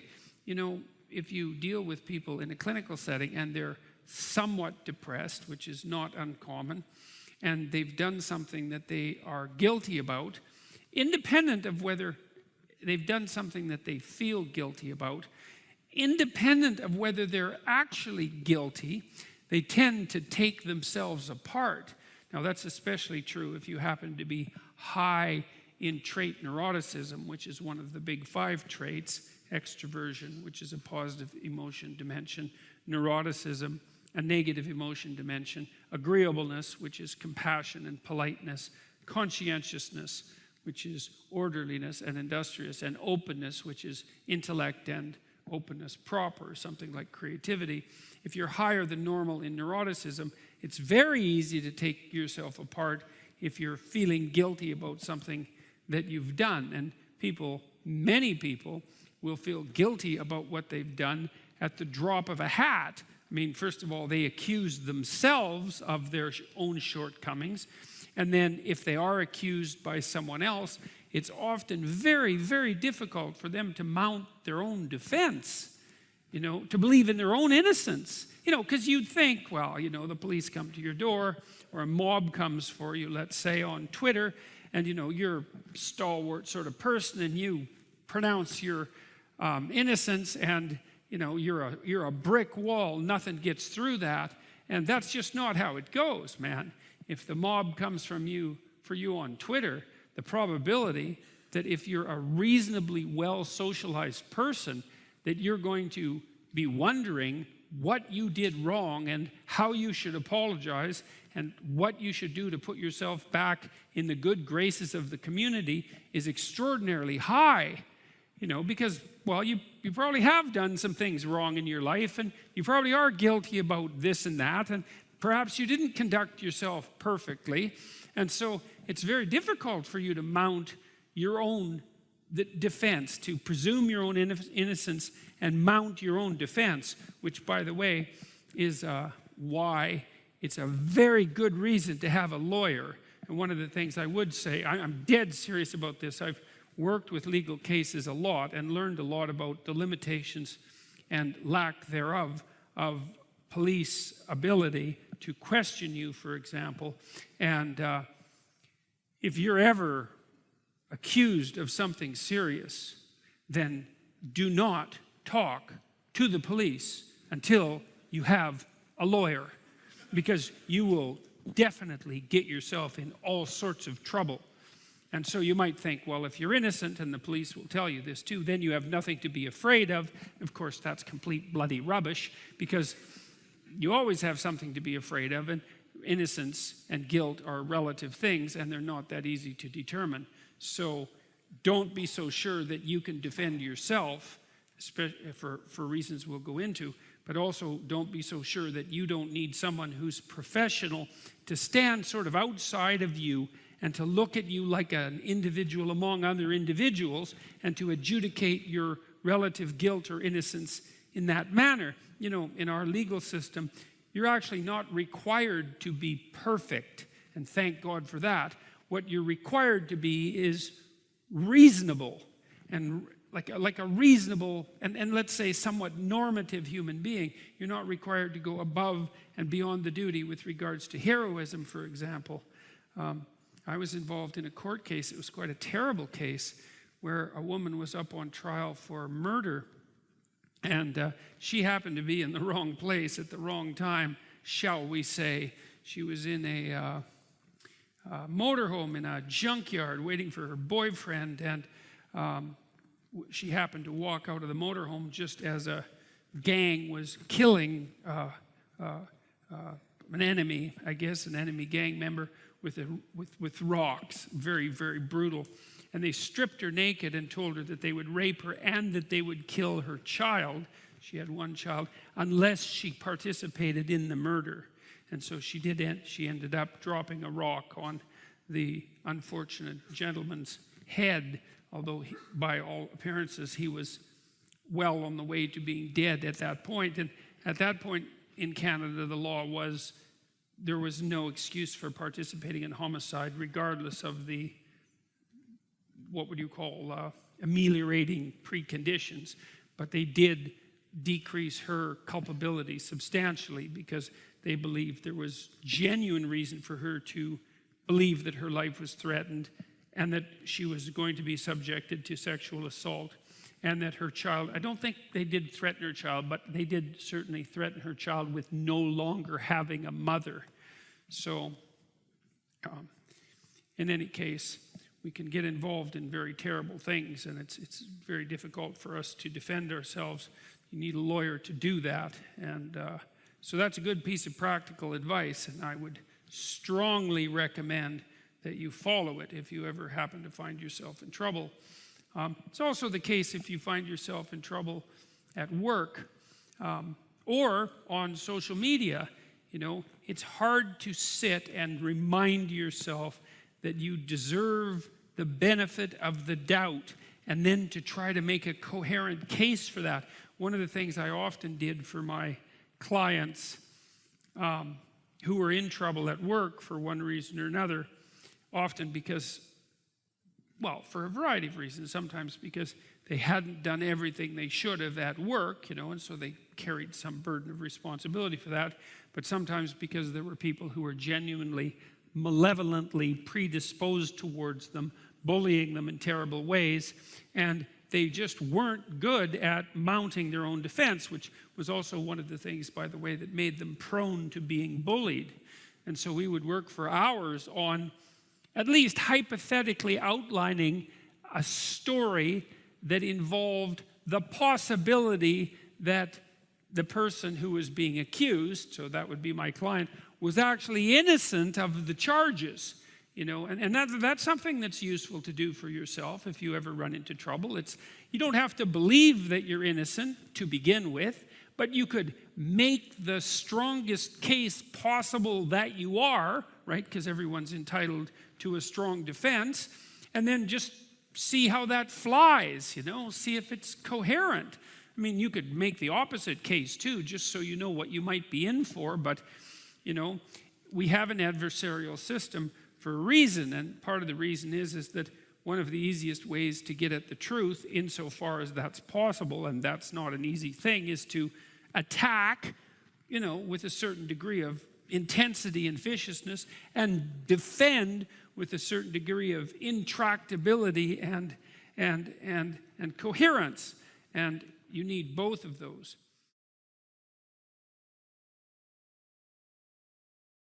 If you are an anxious person, and that's manifesting itself in, say, neurotic overanalysis, there's 4 things you can do very rapidly. Number 1, get up at the same time every day. And I would recommend in the mornings. That's when people generally get up, and it's good to do what everyone else does, unless you have a good reason not to. Number 2, eat a large breakfast. Keep it carbohydrate light. Make it fat and protein heavy, and eat more than you want. You might say, I'm not hungry in the morning. It's like, this has nothing to do with what you want or what your appetite is. It's like, you need to eat in the morning. If you're an anxious person and you don't eat in the morning and then you stress yourself out, your body hyperproduces insulin. It takes all the blood sugar out of your blood, and that dysregulates your metabolism for the entire day. I've had lots of anxious clients who would say fall into the overanalytic category, who were like virtually cured by eating a large breakfast every morning. You could try some physical exercise. Weightlifting is really good for curing anxiety. Another thing you could do, as I alluded to earlier today, is to make a schedule and start attending to your daily micro routines.